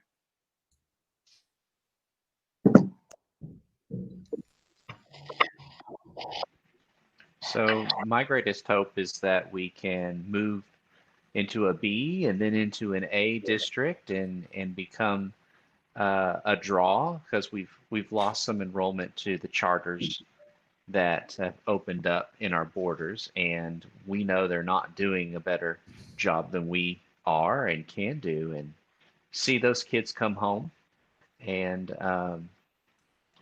like has been stated, be the best district in the area and be the district of choice. If I may, please, I also would like to comment. Can everybody hear me? Yes. Okay. I agree with Mr. Rascoe. I think our greatest hope is that all of our students succeed and that we're able to be successful in providing them what they need, not only just academics, but resources as well. This is a trying time for everybody, and they need us now more so. So that's my hope, is that things will come back to normalcy and that our kids will eventually be able to come back and that they all will be successful. Go ahead. Mr. Flores. Okay. One of the greatest hopes I have for the district, and just from a different angle, or similar to what my colleagues have said already, is that our district becomes a destination spot for parents that want their kids to be here because we are successful and because we have an array of programs that any kid at any age will be able to fit in, and that teachers realize that South San ISD is a destination spot where they want to come and work at and feel happy and excited. And when those conditions are met, when they're feeling that way, excited, happy, administrators are excited and happy, and it starts with our superintendent that is spirited, excited, and happy, it'll resonate on the kids, and we see that success that just keeps going and moving. But we become a destination spot that every parent wants their kid to be here. Everybody that's an educator wants to be part of this district. I agree with everybody, and I want to continue the progress. That's my theory. May I speak? Sure. Okay. My greatest hopes for the district is that our students get the education that they will deserve, that our teachers don't give up on our students, that, if they see one of our students struggling, that, that they give them a little extra attention. Just because I know in the past when I used to go, there was some teachers that, really didn't, really didn't give the initiative to help when a student is struggling. So my thing is that, and I would like our educators, our teachers, see that any of our students are struggling, or if they have some type of problem that may not pertain to school, have that good relationship with the student and show them that they not to be afraid to ask for help. Because I know some children do get afraid to ask for help because they don't want to be isolated as like they're not smart as the other students. So those are my greatest hopes of the, that our teachers, pay real close attention to our students, especially the ones that are struggling. That's, what I want for our kids, to have that trust, that they're not afraid to come to their teacher to ask for help when they're struggling. But that's just mainly what my greatest hopes are for our districts, and our parents, other parents can see that children are being helped, they're not being pushed aside, and want to bring their kids into our district. And if I may, really quick, add to what I said.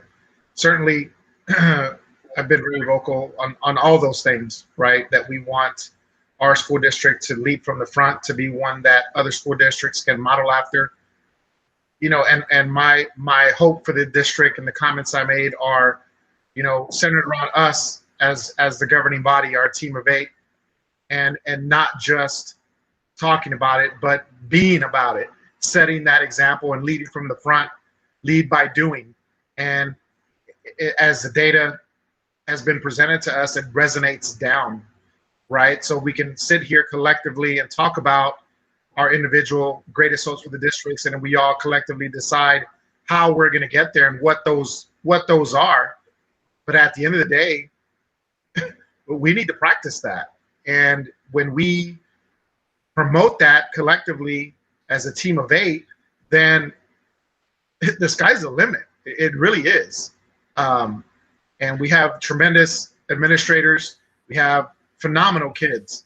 And we need to do better as a governance body. And that's what my comments were centered around. Because if we can be a governing body and practice good governance and keep that laser focus, then all those things are going to happen. It's like I'm a youth coach, and I tell my kids that we show up every day and we're going to be disciplined. We're going to be conditioned. We're going to be good teammates. We're going to hold ourselves accountable and each other accountable. And at the end of the day, putting all those things together on game day, good results are going to happen. We got to do all those things first. Certainly, we want higher outcomes and we want recognitions and designations, but it starts with us. So that's what my comments were centered around. A lot of great comments and input. Stacey, was your hand up? Likewise, I didn't mean to just center around, what I said. Of course, I want everything that everybody else discussed, right? But at the end of the day, the simple fact is when people look at our district, they look at the school board. We have had amazing things go on. We have had so many good things. But if the school board's not in the place it should be, then those good things don't even show. So we can have these hopes and these great expectations for our district. But as Gilbert said, if we as a governing board are not leading by example, the first thing that they're going to see, because that's just exactly what they see, is the board. So I just wanted to make that clear. I really, really wish the best for our kids. I mean, I think anybody who knows me knows I'm a chillona when it comes to the kids. I cry for every accomplishments that we talk about when it comes to the kids. But again, I think we have to lead by example before we can get to those hopes. I want you to hang on to these hopes that you have, the ones you expressed, the ones that maybe you made notes about but did not express. Session 3, we're going to dig pretty deep into those. I wanted to get your brains just thinking around that topic. There are 2 comments that I wrote down several of them, but the ones that I want to share because it takes us to the next portion. Gilbert and Shirley. Gilbert, that was a very honest and bold statement. A lot of humility. You said, you know what? I'll admit that too often the conversations, I struggle to see how it relates to kids or how it's good for kids, tying that back. That's a very honest statement. It's a great place to be. And then Shirley said, our greatest hope is that our teachers are aware of kids' struggles, very much in tune and intimate with their struggles, because they will need to be able to do that to help the kids. If we think about our greatest hopes, there's often a contrast, kind of like we saw in the 2 questions we asked. What is a current state of success or achievement at grade level? What do you think is possible? When we answer the question, what are our greatest hopes? It begs us to mind the gap. Are we where we want to be? And again, that's why I like Gilbert's comment. It was so honest that it just incites confidence. Just that honesty, that vulnerability is amazing for a team of folks who are going to lead from the front. And then we apply that to Shirley's question. Well, I want our kids to all be very well tended. I want to make sure that they're getting what they need. The big question we're going to ask going forward, I'm going to show you some videos here, and Phil's going to walk you through them, is what's at stake for our kids? Shirley kind of already alluded to it, but what's at stake for our kids? If this is our hope, this is where we are, what happens if we don't work towards that? If we don't truly make sure our system is kids first, kids centered? And so I'll let Phil cue this up, and he'll give you a good idea of what you're going to see here. So you have a copy of what these students are going to read in your packet, and I don't know if you're able to access that easily. It's helpful sometimes to follow along and you see where they're reading well and not reading well. We've got 4 videos here that we're going to be sharing with you. 2 are of readers that are fairly proficient and they're enjoyable to listen to them read. And then 2 that are struggling readers, and they're it's somewhat painful to listen to them read. But the question for each of us needs to be, again, what's at stake? What's at stake? If nothing changes in this district, you'll see that Rachel was at the 90th percentile in reading. She was doing extremely well. And then we'll follow her with a student who's struggling. But we're able to share these videos because they do have success stories behind them. So we'll say that right up front. But if you're able to, follow along as Rachel reads, and then we'll have a couple of questions for you.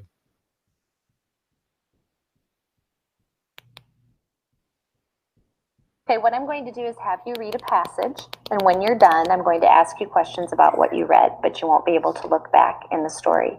And if you come to a word that you don't know when you're reading, either try it or just keep going. Okay. All right. First, read the title to yourself and tell me what you think is going to happen. There are going to be people who are trying to solve a mystery. All right. I'll move this and you can go ahead and start. It had been raining. Kate and her brother Michael were looking for something entertaining to do. Aunt Sue came into the living room and announced, "I can't find my purse." The children looked for the missing purse in various parts of the house. Michael looked in the den where his aunts wrote checks but no purse. Kate searched the bedroom carefully because the purse was last seen there. It wasn't there, but Kate recalled that her aunt had been shopping earlier that day. She ran outside. Just as she arrived, Michael was opening the trunk and Kate saw the purse. So how did Rachel do? Pretty fluent? What did you observe in the video? Anything that stands out to you? She made an inference from the title of the book right off the bat. Mm-hmm. Yeah. And the title of this passage is The Detective. So she knew what to listen for, if you will. Someone else, anything else you observed as she read? She kind of,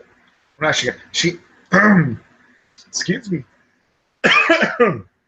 Excuse me. She emphasized during the passage a quote, right? She was reading a quote. Yeah. So she kind of, emphasized that portion of what she was reading when she came down to that quote. That's good. She recognized the punctuation. She knew this is another person speaking. That's a big deal. That's actually pretty advanced for 4th grade. So the next reader is a struggling reader.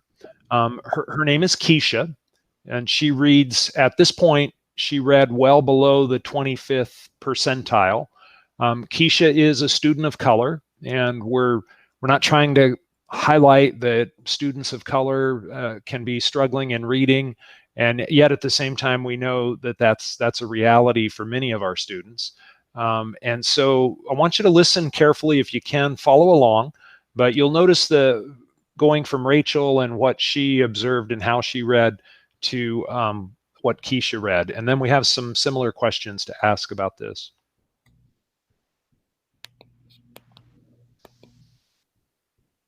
Okay, what we're going to do is I am going to have you read this passage right here. And then when you're done, I'm going to ask you some questions about what you read, but you won't be able to look back in the story. And when you're reading, if you come to a word that you don't know, either try it or just keep going. All righty? Okay. First, I just want you to read that title to yourself and tell me what you think will happen.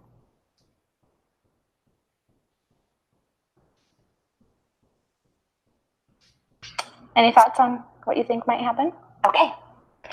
All right, I'll move this and then you can go ahead and start. It had been raining. Katie and her brother Mitchell were looking for something.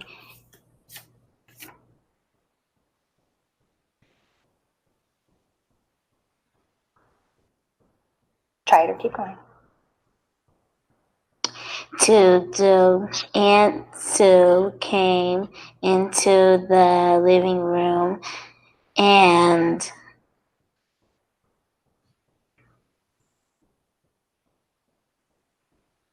try it or keep going. I can't find my purse. The kids look for the missing purse and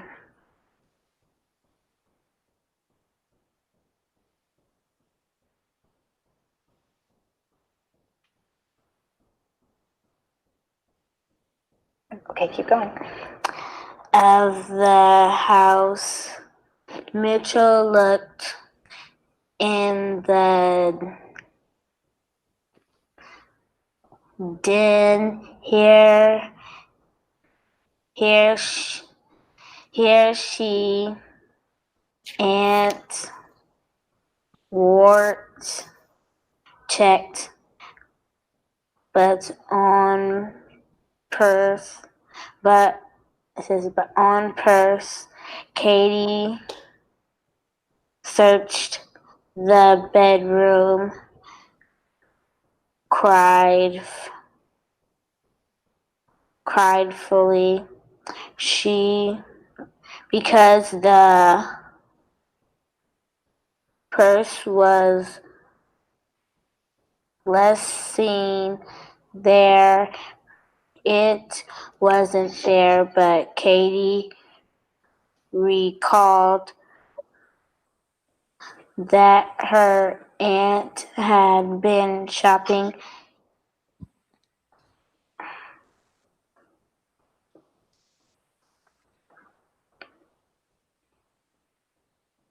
that day.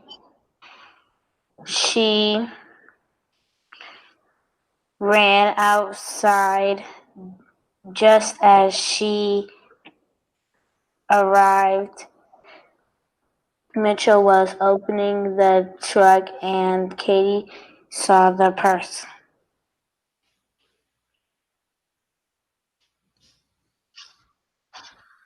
What did you observe in this video, Stacey? For me, although she struggled, she pressed through. She even though she made the mistakes, she kept going. She didn't quit. So that's what I saw. She tried very hard. She did. Connie? I agree with that observation. She slowed down. She tried to pronounce. She did her best, but like Stacey said, she didn't quit. She just kept going. That's determination. That means a lot. Yes, Homer. Seen her read, and I am thinking about students in our district that may be in the same situation, and I felt like I took ownership of it and said, how could I have helped her to do better, or what our role is, I felt responsibility in that part. That's great. I so as she was going through the passage there, you know, she overcame, I think, the first couple of words, but then her body language kind of shifted where she maybe tried or started to feel a little frustration. But then I also noticed that a couple times she leaned in on the piece of paper, maybe not understanding the word, maybe not being able to see the words clearly, or it's just my nature is to try to identify what I can do to kind of help those things that I see are hindering, or an obstacle maybe that I can try to remove or help overcome to make it go a lot smoother. But certainly with Miss Prado, Miss Alderete, that she persevered. She got through it, and she needed that reassurance from the facilitator there a couple times to say, you know, read it or go past it. She kind of waited for that reassurance to say, it's okay if you don't know that word, but keep going. Encouragement to, it's okay, keep going, right? So those were the observations. I want to highlight a couple things Gilbert said. One was she did get tired. You could tell she was getting tired, but also, as you mentioned, she leans into the paper, and I wonder, does she have an undiagnosed eye problem? Can she not see well? Does she need glasses already, and that's not been addressed? Or does she have dyslexia? Or because there's a word there, she says no, I think, but the word is on, or vice versa. You saw a couple of times where she's kind of got the words out of order or the letters out of order. And I'm not a reading specialist, so I don't know. I know Dr. Puig knows a lot more about this, but any other observations from the trustees, what you noticed in the video? There is a lot going on there. Kevin? So the student has a lot of grit and determination here because she keeps going, and I'm thinking of the vulnerability of someone when they're not good at something, but then to be asked to perform, you know, that action in front of somebody, and especially this child, of course, knows she's being recorded. And I think you've got some questions up here about what does this mean? You know, I worry when a student focuses so much on the mechanics of being able to read that there's not comprehension happening for what they're reading. And as I'm not a reading specialist either, but that's my big concern is, okay, she's able to read it, but what did she get from it? Right. Yeah, when you struggle to sort of decode words like that, you can't really comprehend it. Totally lost that idea of sort of emphasizing the quotation that somebody else is speaking. Shirley, you're next. I'm sorry. That's okay. I kind of saw like she was nervous a bit when it came to reading. Like she was like a little nervous, like a little scared. You know, especially when she was reading and trying to word out the word.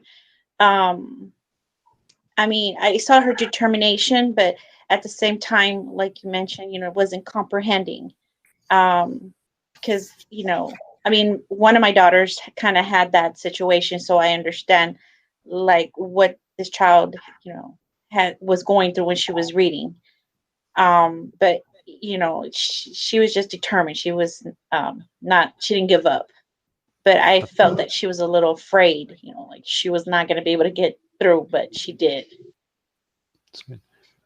Homer had his hand up, and I just wanted to say that maybe she does a whole lot better than what she displayed. It was just this one time because Mr. Rascoe says she's being recorded that maybe she's nervous. And I think about the stories of the kids in the STAR test, that we have some amazing, bright kids, but for that one moment, that one day they take the test, they crash because their nerves, because they're, you know, they all of a sudden forget everything, you know, and then that test dictates exactly, you know, it dictates everything, you know, but it's not, you know, as accurate. And I just think about that one moment. She just maybe struggling, but maybe she does a whole lot better when she's not on the spotlight. I'm just, you know, that crept in my mind. Mark, would you like to add anything that you observed in the video? I know there's a lot. Well, just overall, the literacy system, the foundational literacy system has to meet the needs of every child on a spectrum. And for this child to get through the system at 4th grade and still struggle speaks to a potentially larger problem. Yeah, the problem didn't start in 4th grade, did it? The gaps that she had with recognizing words and being able to speak the words. I get the impression from the video that the student and the teacher were acquainted. It seems like the teacher, she sort of bends down there at the beginning, and it's like she's trying and hoping, but I actually believe that Keisha probably knew she couldn't read well. And that certainly adds to the nervousness as well, which makes it that much harder. How would you suppose she did on answering any of the comprehension questions? Just not there. I got to say, there's another issue in here that's always bothered me, just about culture and background. Keisha says the word Mitchell when the text actually is Michael. And so it makes me curious, does she have a Mitchell in her life, someone that she knows? And so she adds that. And another thing there is the word den, just a little 3-letter word. When I was in 4th grade, I'm not sure I knew what a den was. That was where my Cub Scout troop met, I guess. We were a den. So I just wonder sometimes about how things translate, across people groups and their life experience. So this is kind of the main point is, what is the future for Keisha if nothing changes? How will she do in 5th grade, 6th grade? Connie? I'd like to first make a comment on Keisha. Keisha seemed embarrassed by her body language. She was getting nervous. So I think she was embarrassed because she didn't know the words or couldn't say them. But my question is, if she has difficulty reading as a 4th grader, should she have been moved to the next grade level from the 3rd grade? Or did they do enough for her at the 3rd grade level? And if they did, she shouldn't be reading like this. She should be more proficient in her reading. Yeah, advancement and promotion is a really big issue when it comes to this, and this is sad. Stacey? You asked how we think she did it when she transitioned to the 5th grade. Well, 5th grade is actually a transitional grade, so it's pretty tough compared to the 4th grade because you're preparing them for middle school. So not only will she be behind the years that they didn't catch her up with into the 4th grade, but here we're now piling on the 5th grade to her, which probably, and not in all cases, might make her feel less of herself or a failure because she's not going to be able to keep up if she doesn't get the resources necessary. So that's what I think would happen when she gets to the 5th grade. So hold that thought, because Keisha actually is a success story. Things did change for her. So hold that thought. It is about something had to change, right? If she can't read better than that by 4th grade, how are you ever going to get through 5th, 6th grade rest of life? Kevin, and then we'll move on to the next 2 videos. Kevin? So if nothing changes, your question is, what is she likely to face in middle school? And it tends to be a snowball effect. When a student gets a little bit behind and then they continue to get a little bit behind, it's a multiplying effect. And you can't really retain kids because research tells us that retention doesn't actually really help them. It probably hurts them. So I'm hoping when you say if nothing changes that you're going to tell us, well, they had a change. They found a way to meet her individual needs as she's going through the school. And that's, I have a feeling that's what you're about to get to, but not using grade as the primary determinant for what level a kid should be at, but looking at where the kid is and seeing what they need next and finding a way to provide that. is probably what has to happen here for her to catch up. Very good. Very good. Let's go to the next ones, Oren. So Paul, as an 8th grader, he's reading at about the 75th percentile, so not quite where Rachel was, but proficient. Using plants and animals for food. People use the hides of animals for shoes, the wood from trees to build houses, the fiber from the cotton plant to make skirts and shirts, and the wool from sheep to make suits and coats. Even the synthetic fibers that people use are made from the matter found in the environment. People and the environment are interdependent.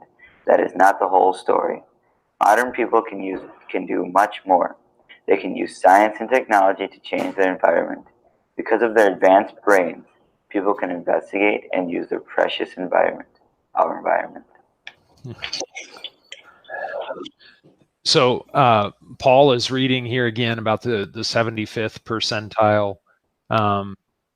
He seems to read pretty smoothly and probably didn't have any trouble answering the questions. Now I want to move on to another 8th grade reader who is struggling. You'll see kind of the pattern here with the question of what's at stake for him in 8th grade and 9th grade as well. He's reading the same passage, our environment. Our environment. Besides using plants and animals for food, people use the hides of animals for shoes, the wood from trees to build houses, the fiber from the cotton plant to make shirts and skirts, and the wool from sheep to make suits and coats. Even the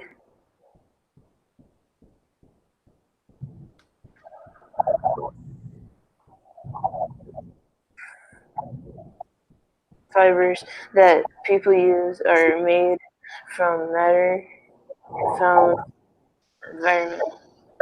People and the environment are interdependent, but that is not the whole story. Modern people can do much more. They can use science and technology to change the environment. People of their advanced brains can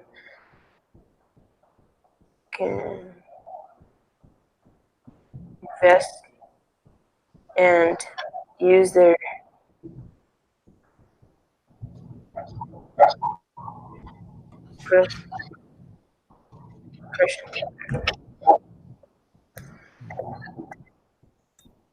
So what do you observe here with Will? You know, what stuck out to me was, you know, he's following along with his finger. You can see his head kind of going from word to word. Maybe something, again, maybe something like Keisha, maybe something wrong with his vision. Maybe there's something that has it, some type of learning hindrance that hasn't been identified yet.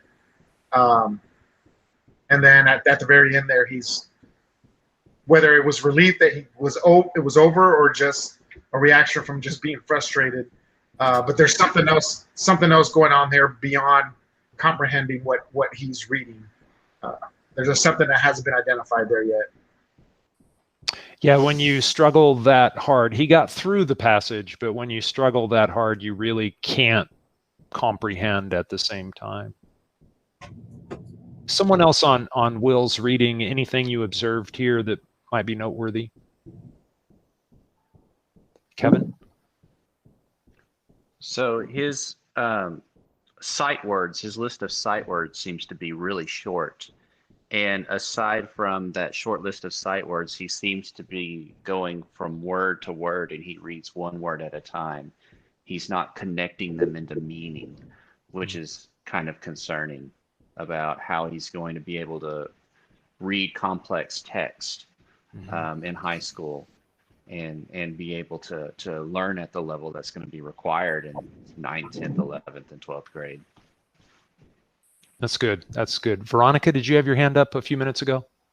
No? Okay. Sorry. Stacey? He read monotoned. there was no expression in his reading.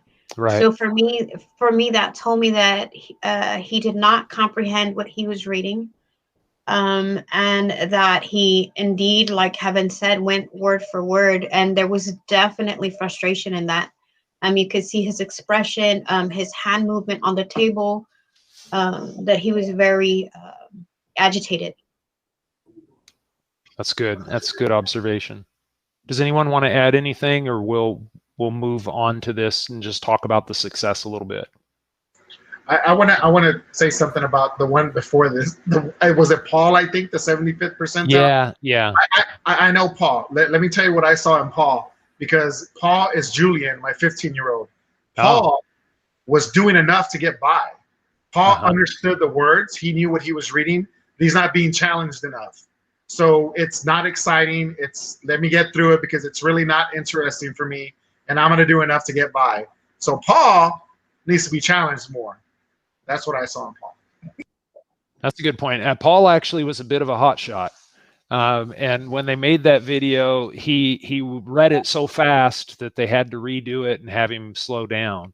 And you're right, it wasn't enough of a challenge for him. And I think that's a really important observation, because we don't want to only challenge the struggling learners. We need to challenge all of our students to rise and attain. So some things did change for Will. Go ahead, somebody else. I'm sorry. Yes, on the student that was struggling, the 8th grader. Yes. I know with something, if things did, I know we haven't got to that part yet, but with him, like if he doesn't get the help or the assistance to help him through this, situation of learning the words, reading it correctly, then, I'll speak in experience, because, that was me, back in high school, middle school, high school, where I was afraid to be, no, it's like, hey, I need you to read this passage, and kid me, I would not lie. I would be way in the back, so I wouldn't have to be picked on to read any, because I was just embarrassed to be, read out loud, because I felt that maybe I wouldn't say it right the way everybody else would. And I feel like if he doesn't get the help, then as he gets into high school, then he's going to get discouraged and want to drop out.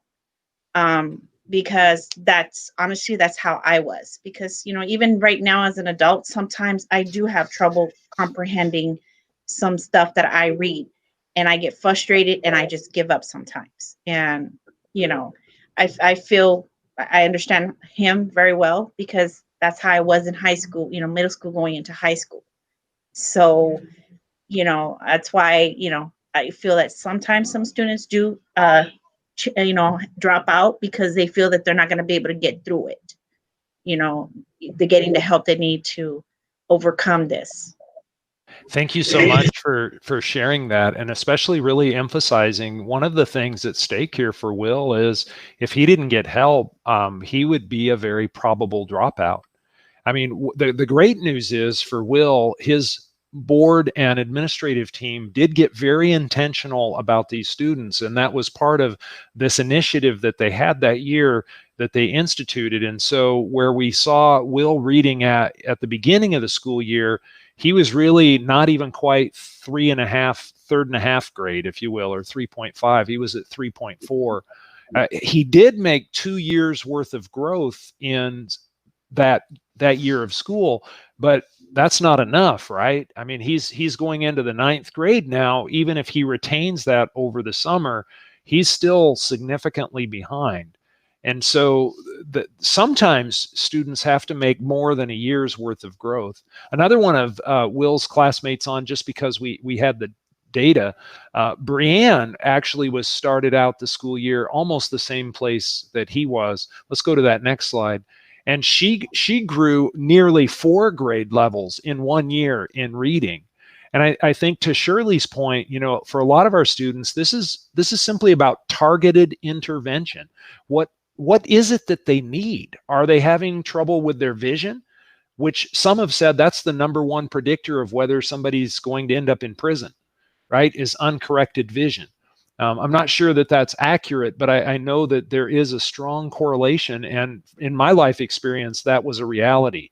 I was that student in early grades who sat toward the front and squinted and couldn't see. Even though the eye doctor that I'd gone to said my vision was fine, it was the school nurse. If it wasn't for that school nurse, we wouldn't be having this conversation today. There was the school nurse that said, hey, you need to have a specialist check his eyes. He can't see. I had a lazy eye. I had to wear a patch for about 6 months. And I've had corrected vision all my life. But, if those things aren't noticed, and if we don't see the student and kind of peel back what's going on here, do they have dyslexia? Do they have a different learning disability? Are they having trouble because these words don't make sense to them? Kevin mentioned, seeing a list of words by sight, and then also being able to read a phrase or a sentence in your mind and make sense of it. Like we saw with Rachel, where she was making sense. Oh, this is someone else speaking. She changes her voice and she pauses. But this was amazing for Brienne to make that kind of growth. But that's the kind of growth that is only possible with targeted intervention. Not just, oh, we're going to, blanket, have a better reading program. It has to be about the individual student. Let's go to the next slide, Oren. So that's the break slide. And we do want to take this break, but let's just make it 8 minutes. And so we'll reconvene at 8:21. I'll be here a couple minutes before that, and we'll keep the conversation going. Thank you so much for your attentiveness.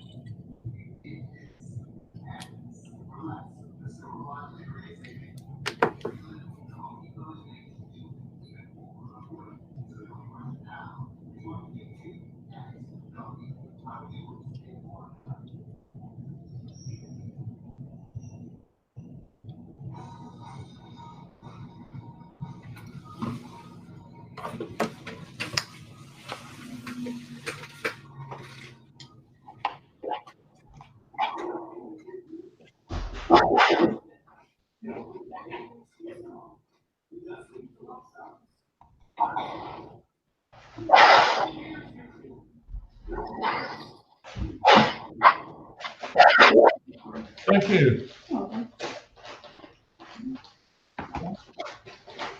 South Sanding.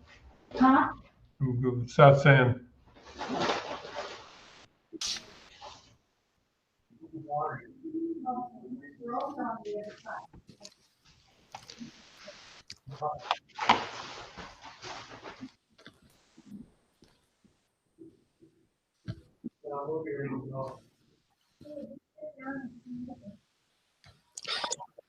Thanks for coming back, Gilbert.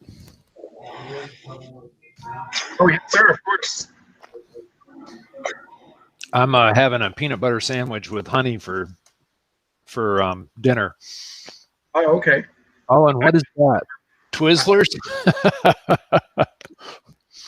One of the things I've been curious about through the pandemic is what new foods or new creations people are eating. I read that banana bread was discovered during the Great Depression. People just decided, oh, I could do something with these bananas, and they made bread, and now we all enjoy it. I had the virus, so I lost smell and taste and haven't really regained much of it back. Oh. So I eat anything that has lots of salt and anything that has lots of sugar because that's all I taste. I don't taste anything else, and I still don't smell. I have no sense of smell. How long ago did you get over the virus? I got it in late June, early July. I had it for about 2.5 weeks. Mm-hmm. So it's been a while. That's a long time, though, to Yes, sir. I also have lasting effects on my lungs. I've never had to do an inhaler in my entire life, and I use one every day now. Like an asthma effect, or? Mm-hmm. Wow, I'm so sorry. I'm blessed because there's people who didn't make it.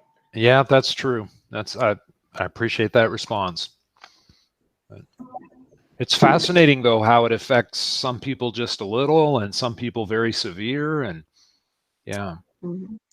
Have any of you eaten anything different or unusual since the pandemic started? Have you reached into the refrigerator and cupboard and created something new?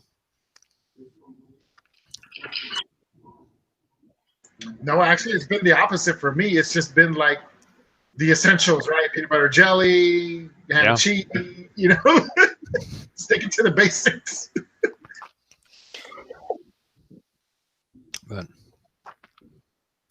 Well, let's get started back. We want to remember Keisha. And like Homer said, she does represent a lot of students in our schools. I mean, there are a lot of our students are at that 25th percentile. Obviously, 25% of our students are at that 25th percentile. And so that awareness that what's at stake for these students if nothing changes is really important. So, Oren, you must be there. I am here. So we won't spend much time here, but in those handouts, you do have two pieces of material that refer to the sense of urgency. And it's what you've already expressed. I made a comment in the chat, and I was simply just recounting the sense of ownership that I feel this board takes for learning. from the beginning, opening statements up until now, there's a strong sense of ownership and responsibility for student learning. I'm not surprised to hear that, but I am just elated. Your superintendent and board president told Phil and me that this was the kind of team that you all were. And so I'm just delighted to see this now and to hear your hearts expressed. And again, we're learning from each other. So we won't read this together now, but I would encourage you just to read that when you get home, maybe tomorrow, when you have time after work, whatever the case may be, and just ask yourself if this applies to our district. In what ways does it apply? In which ways does it express some of the feelings that we have about our own system? And then after that, there's a really neat study. Again, it's kind of what we've been reiterating. It's kind of what you saw with Keisha. And it's what I referred to in my work at the Nehemiah Center in Houston. And again, all of you have your own stories. I'm sure you can think back to a time, even in your own district, where you saw students overcome tremendous odds. This is simply meant to just motivate you, to add fuel to the fire that's already burning in your heart as it relates to student performance and setting those high expectations, that blueprint for South San Antonio ISD, if you will. But read those stories. And if anyone, wants to remind you of the challenges of educating kids whose home life or conditions are not ideal, for every story or every excuse you hear, you have this in your own experience to remind you why we're here, why we're going forward. So that being said, I feel like the sense of urgency is already strong with South San Antonio. I want to ask you to think about these 6 characteristics of a vision. Now, there are many, and if we had time to brainstorm, I'm sure you would come up with quite a few more, but we're going to focus just on these 6. Imaginable, desirable, feasible, focused, flexible, communicable. Think about those characteristics for a second. Now, I know that you all are pretty familiar and well-versed with your own mission statement, which is great. I love that you started the meeting out with reading that statement. That's like that North Star. Before you begin to conduct business, you've already reminded yourself what your business should be about. But now thinking about these characteristics, and maybe even some that you have in your head that aren't on this list, I want you to ask yourself if this describes your vision. Here's your vision statement. Or best I can tell, I pulled that from the website. I'm guessing that's correct. Would you say that this is desirable, it's feasible, it's communicable? Which of those 6 characteristics, or one not mentioned, do you think really describes your vision? Which ones do you think you would like to see more of in your vision? And again, because I'm presenting and the PowerPoint is covering most of my screen, I might not see your hands go up. So feel free to unmute yourselves and share your comments.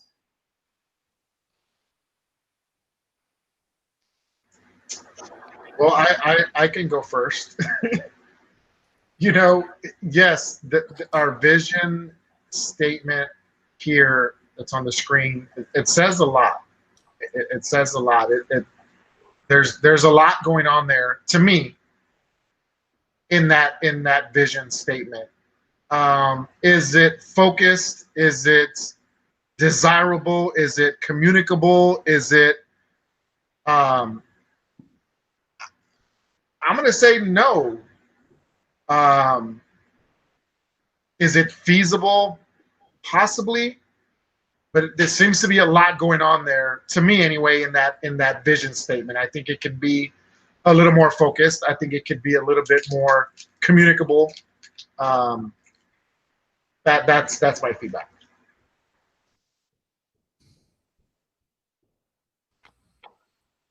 Thank you for that. Other comments?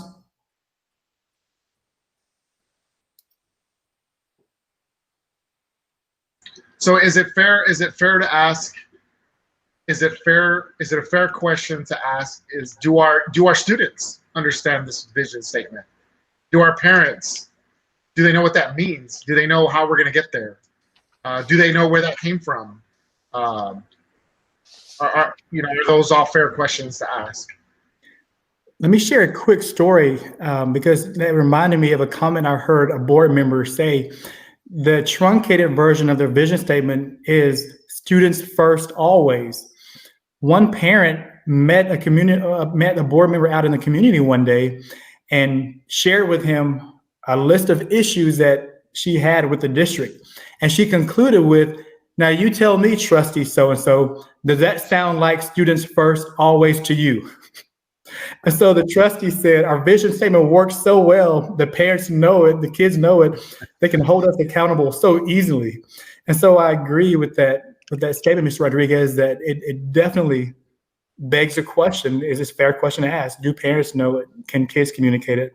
Do they know what expectations follow as a result of that statement? And I see Dr. Puig's statement, the vision must be outrageously bold. We can add that to the list of characteristics. Is this statement outrageously bold?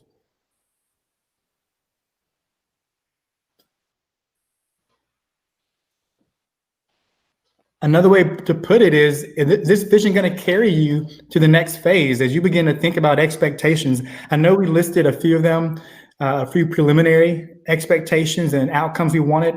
Is this vision weighty enough? Can it carry the weight of what you want going forward? May I?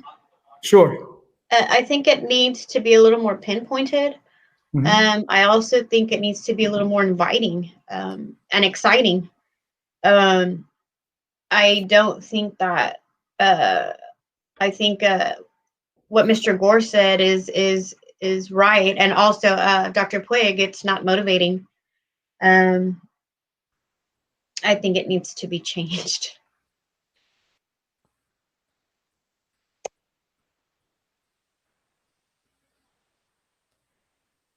Go ahead, Kevin. So I've kind of always thought this since I came on. We call this our call to action. It doesn't really read like a mission statement, and it doesn't really read like a vision statement. It's kind of somewhere in between the two, and that's always kind of bothered me a little bit. And it needs to be something that you can hold in your head and you can recall without having to really think about it. And the problem with this is there's nothing in here I don't like, but it's not something that I can just regurgitate on cue. It's like, oh, hold on, let me look at my little note card, and then I can read off of it. And to me, that means that it's maybe not as good as it should be. Homer. So maybe that vision statement is stuck and it's not moving.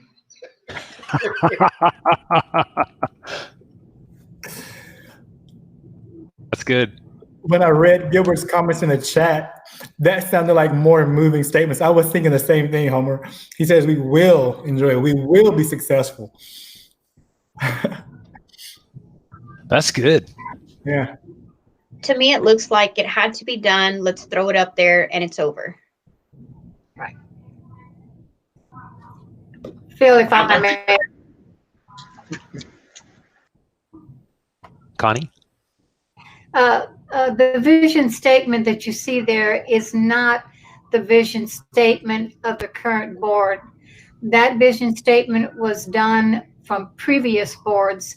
This board has not had a chance to sit down and come up with their own vision statement. As you've heard, there's a lot of changes that need to be made. It's not, like they say, motivating. It's not exciting, and it needs to be changed.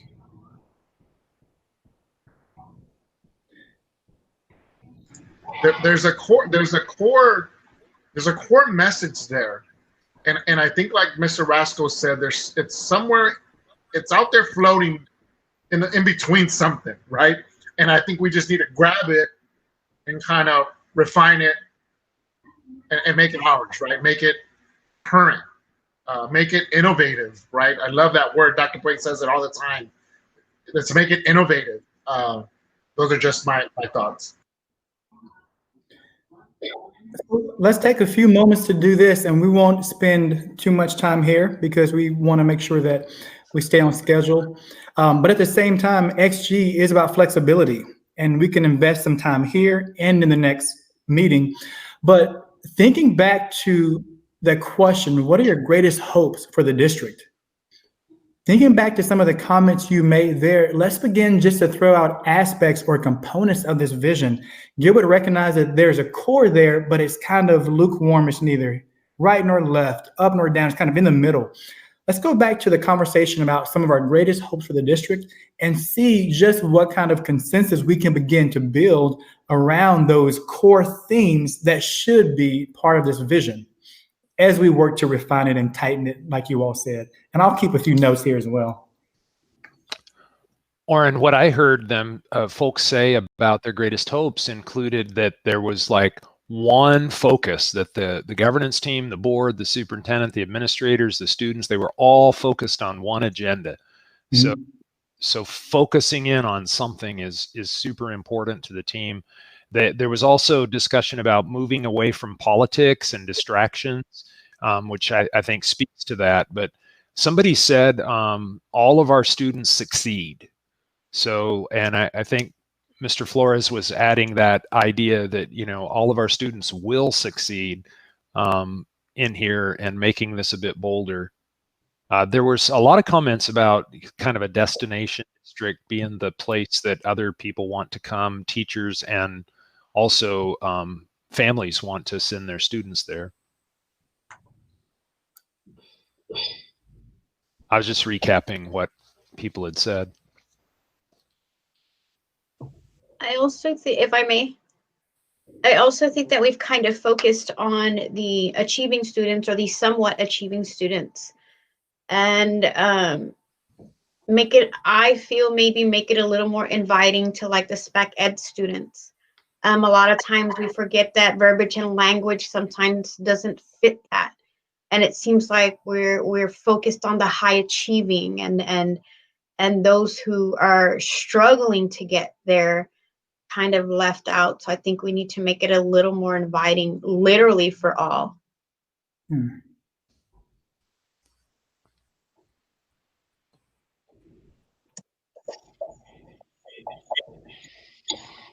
think it's a very powerful statement, and with a very specific focus on, when we say all kids, take a moment to realize where would Keisha be in that vision if we weren't worried about every single kid, not just the ones who achieve so easily. It's a great perspective to keep.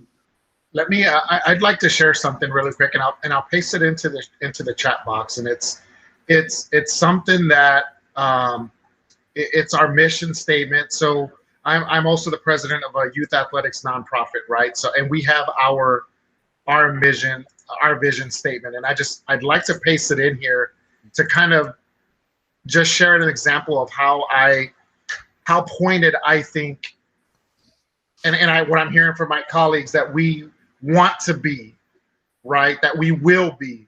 So it's to encourage and promote the safe and healthy development of youth through academics and athletics in an environment without prejudice of race, gender, age, or religion, to promote good sportsmanship, teamwork, and the importance of academic achievement. See, to me, if I'm looking at both of the statements, the one I just read is more direct, more pointed, more versus the one that's kind of just floating out there. And maybe it's just got to have some more of those committed words inserted to kind of make it ours. Yeah. Again, just my 2 cents.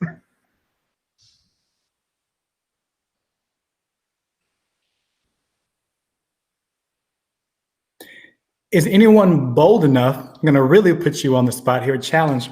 Anyone bold enough to make a rough attempt at restating a vision? And again, I realize it's a collaborative effort, but at some point, it's what's in your head and heart from everyone sharing their thoughts at the table coming up. Anyone bold enough to say, here's a crack at a statement that embodies a lot of what we talked about? Completely optional, but I want to see kind of what's brewing in your head so far. Yeah, that's a good one. I actually like what Gilbert, Mr. Rodriguez shared with us, and I think that pulling out some of the words and adding some of our own. That wasn't my intent. No. But I'm saying just like frame mind, like to help us, because that really helped me think about other things to say than what we have here in front of us as our vision statement. Like it gave me an example of what we could be saying. I'm not saying word for word, but that really covered from A to Z very quickly, very to the point, and not something that you have to read forever and ever, but it gave an example. I'm not saying word for word in what Mr. Rodriguez shared with us, but it helps us to look at something different other than what we have here. And I realize, again, this is not something done on the spot, but I wanted to just give you a chance to be bold and step out there and say, hey, here's some things that we've talked about, and just one idea. At some point, we will spend time tweaking and making this focused and tight. But I want to make sure that we are prepared to have that conversation. And what I want to do is, I do have at the end of this, and I will ask Dr. Puig to send it out. There's a bit of a little reading, a little homework. I think what we'll do is add to the homework just to challenge you. Each of you draft a vision statement, something that you feel meets the standards and meets the desire of where you want to go. Again, this is that blueprint. You want to build a house the right way, you start with a blueprint. You want to start with that end point in mind. That shapes the next thing you do. So beginning with the end in mind. But I thought it was fun, and it's often quite an experience to hear board members. You're in that role, you see so many things. A lot of them, they'll tell you, here are a few components of what I hope would be part of our vision. But I want you to think about that. It gives us some thought. We have quite a bit of time between now and our next session. And I want you to give some thought to that, and then come back and we'll take some time to share each of your statements. And I bet we're going to find a whole lot of the same thing, quite a bit of overlap. And we'll go from there. But moving forward, I'm going to check one more time for any quick comments, any other comments before I move forward. So let's do this. We're talking next about commitments. You all, just by being here tonight, have expressed a commitment to a deeper work, a very commitment to leadership that you know is going to move your district forward. And so in this next section, we're going to talk about what kind of commitments you're willing to make. And you won't get off the hook so easy on this one. You have to share some commitments, kind of get some thought into it and write a few down on the spot. And of course, we'll give you time after the session to write down some more after you've thought about it and had a good sleep and maybe some coffee. But without further ado, I'm going to turn it back over to Phil. He's going to walk you through a little exercise that will get you thinking about what you need to be able to commit to support this work coming down the pipeline. So it's like two sides of a coin, right? Vision and commitment. Vision, everything rises and falls on vision. You've got to have an aspiration. We want to go somewhere. Later in this series, we may talk about the goal to go to the moon and what a vision that was. The president who actually put it out there stated it, he died. But once he stated it, it became something that other people aspired to. And so we're gonna continue to talk about vision. And the other thing we'll talk about, the companion to that, is commitment. If you think about it, a real strong vision without commitment, without follow through, is nothing but a nightmare, right? The hope, the dream of going somewhere that you're not committed, you're not following through, you're not doing what it takes to get there, is absolutely nothing but a nightmare. My team read this book a few years ago called The 15 Commitments of Conscious Leadership. And it talks a lot about what we're conscious of above the line versus what we're subconscious of, or just going through the motions. Have you ever gotten in a car and driven somewhere where you got there and you realized, oh my word, what just happened? How did I get here? Maybe it was home from work. Maybe it was to a family member's house, something that was familiar. And you realized, literally, I mean, it's disturbing sometimes. You realize we're like on autopilot, right?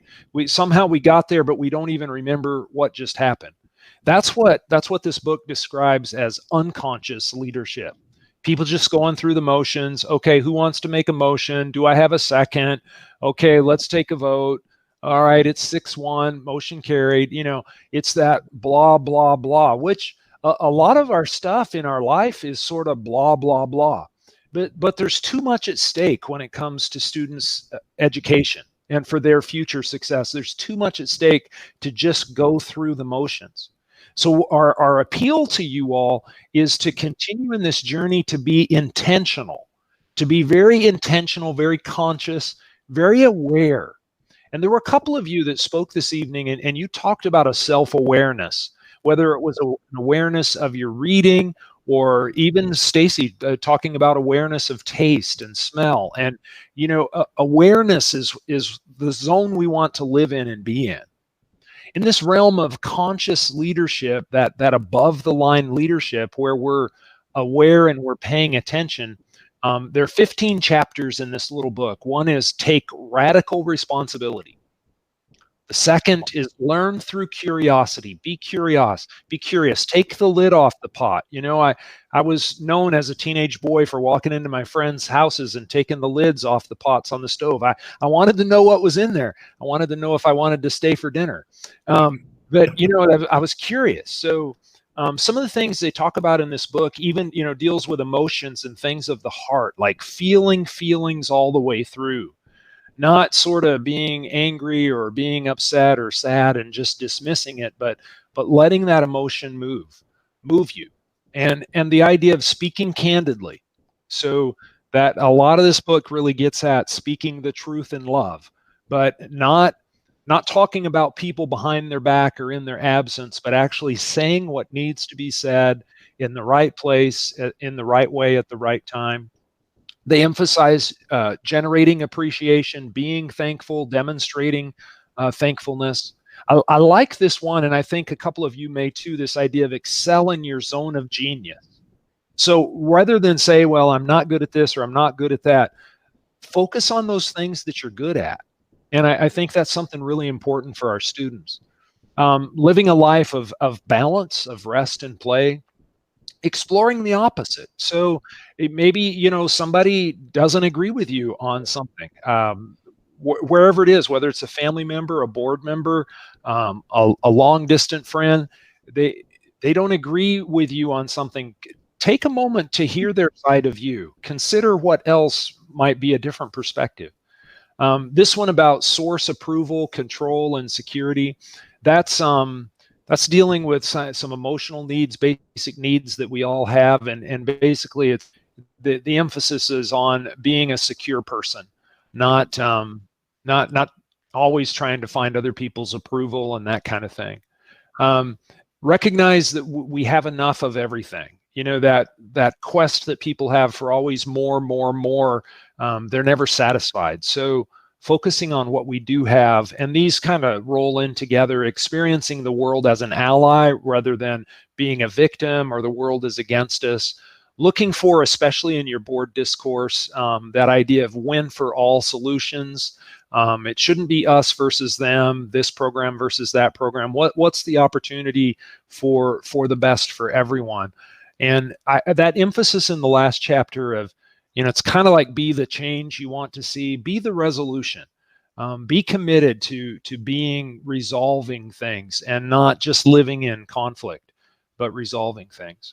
So I would ask kind of you to think about those 15 areas, but most importantly, I want you to reflect on and write down somewhere, type it in your computer. You can put it in the chat, or you can just, you know, write this down somewhere. Think about your thoughts.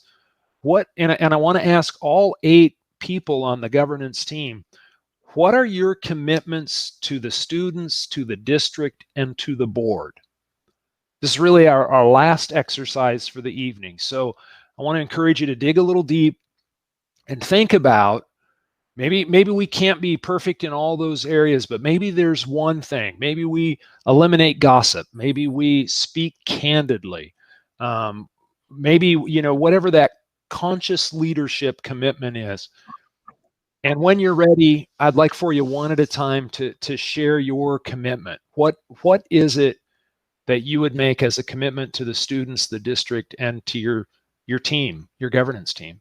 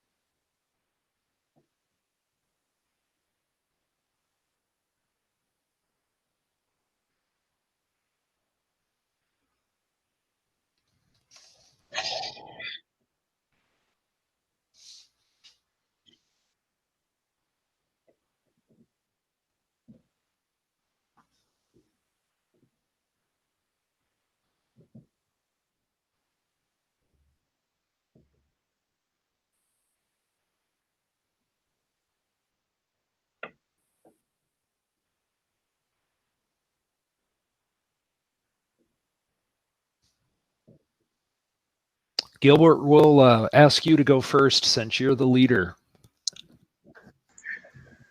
Well, I appreciate that, Phil.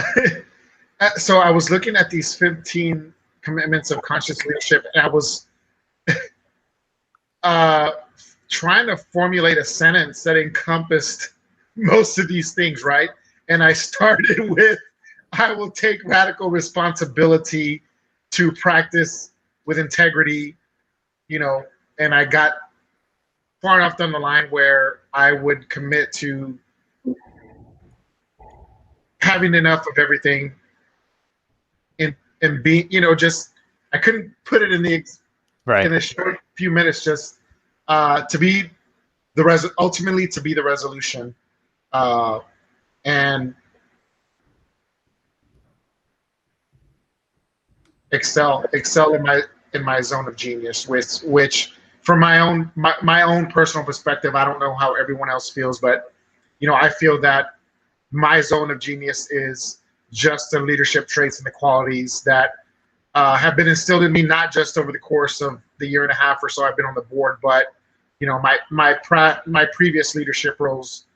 So I feel that I may not know everything, but I feel like I know how to lead us in the right direction, point us in the right direction, ask the right questions, and do my best to keep us united and informed. So I know that's kind of a little bit of everything, but I feel like I have a lot to contribute.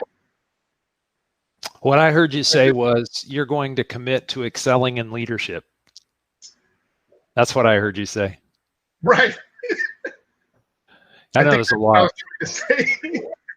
That list can almost be distracting sometimes, right? Sometimes there's something to pick out, but Stacey had her hand up. Stacey, what's your commitment to this team and the district and the students?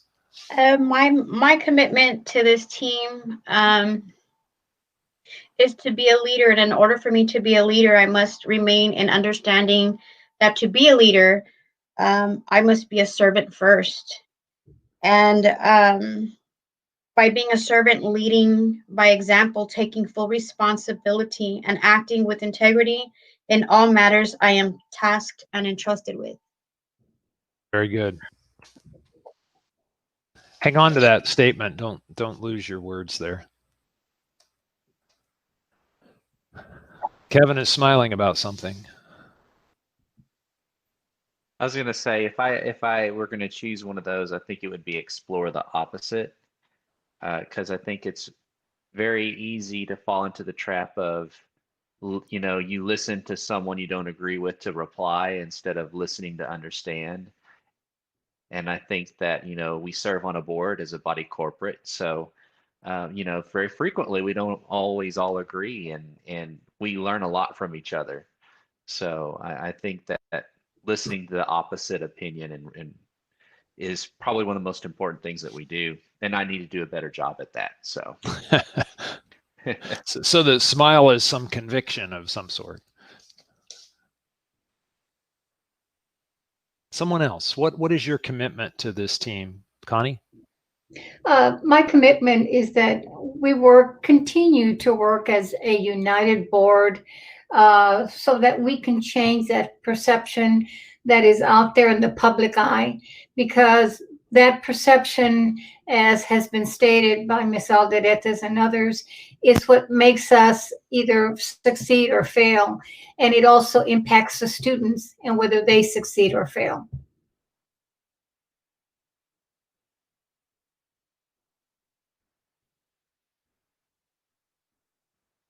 I didn't want to miss that connection that you made at the end, your success so that the students succeed. It's really good. Another trustee. Homer, you're not going to get off the hook here being quiet. Sorry, man, but I've been up since 3 a.m. So. I'm sorry too. Tired. Trying to stay up for this. But just looking at that list of items and what are the commitments to the students, I guess the one that speaks to me most is to create win for all solutions, because there's a spectrum of kids from not only their age groups and grade levels, but their learning, where they're at in their learning. If it's a commitment to the district, it's to be the resolution. And of course, to the board would be to generate appreciation to a group of people that we've all, are in the same limelight or spotlight or frying pan or deep grease or the deep grease, prize. And so I know that we all are going to experience and go through similar situations, but I do appreciate, where we're at, what we're doing, and the direction we want to go. And hopefully we just, continue to bring what we can to the table and keep the kids a priority. Very good. Shirley, we've got 5.5 minutes left. What's your commitment here to the board, students, and district? Oh, okay. Well, I had put it in the chat, but I'm sorry. no, that's okay. To have more of an open mind to the needs to our students learning, and to give them the confidence and the choices that they will make for their future. And as for the district and the board, to work together and not against each other, to be able to be successful and lead by example, so our students can see the unity in the board and district. Thank you for that. Sorry. Who did we miss any trustees? Is it Mark's turn? Miss Barba.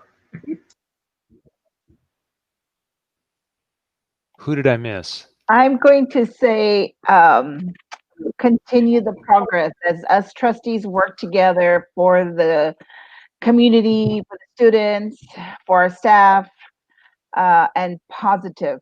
Always be positive. Nice. Oops. Dr. Superintendent? The one that stood out to me is curiosity. And my commitment to the team is to be the catalyst for curiosity to spark big ideas for this district. That's really good.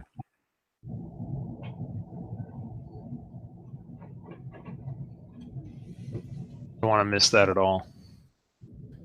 Very good. Anyone else just kind of inspired by something someone said, or didn't want to miss anyone? Just a couple minutes left. We're totally in the home stretch now. This is one of our favorite quotes. We've pulled it into a lot of this content. There's no shaming here as we look at data and we talk about how to interrogate data. It's not about what is missing or wrong. It's about how can we do better. So wherever we're at, this idea that do the best you can until you know better, and then when you know better, do better. So our ongoing challenge for all of you throughout this series is what's the next opportunity? What's the next layer of reaching for growth, reaching higher as a board first? Because as Connie said earlier, the way you function as a team, the way you talk with each other, about each other, and with the superintendent has an effect on everything in the district. You set the culture. You model the culture that you want to see in the classroom. So tonight we were talking about what's at stake. We had some very gripping videos there, particularly of Keisha, I think, but also Paul and Will. What's at stake if nothing changes? If nothing changes for our most struggling students, but if nothing changes for those students that are just coasting by, like they need to be challenged and stretched too. The way we've designed this series, the next session would be, again, the board with senior administrators. And I don't know that the pandemic will subside, that we can do that in person. We may need to do it in one of these technologies that can use breakout rooms.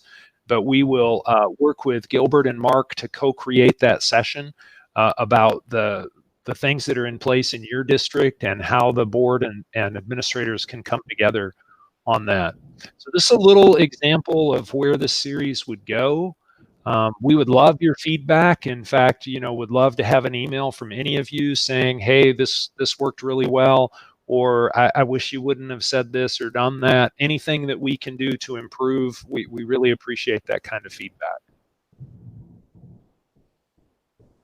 So, Oren, if you want to last words, or we'll turn it back to Dr. Puig and Mr. Rodriguez. We'll get formal now that we're done. No last words here. Back into the hands of the team. All right. Team? Phil and Oren, thank you guys for a remarkable session tonight. We all learned so much about each other tonight, and we're just excited about the path forward. Great. Do we have a next workshop scheduled, or is that something we'll work on? I believe Mr. Rodriguez and I are going to work through that together. Mr. Rodriguez, your thoughts? Yes, sir. Certainly, we can put a few dates together and pull the team members and gauge their availability, and then see where we can find a middle ground there that's convenient for everyone. Great. Thank you very much for the opportunity to be with you this evening. No, sorry. Thank you, Mr. Rodriguez. Dr. Puig, yes. Just a minute or two, if any trustees want to make any last-minute comments before we adjourn here for the evening. I do. Yes, Ms. Barba. I want to thank Dr. Phil and Oren for this. I've really enjoyed this more than what I did in the LSG. I forgot how that. It's more relaxing. It's not so tense. But I look forward to having more of these trainings. It's very fun interacting. But thank you very much for all this. I appreciate this presentation. Thanks, Shirley. Thank you, Shirley. Well, certainly, I'll take the last word here, and thank you. Oh, Ms. Aldrete, I couldn't see you. I might keep charting my feet. Thank you, Dr. Gore, Mr. Moore. This was really, truly something that I really enjoyed.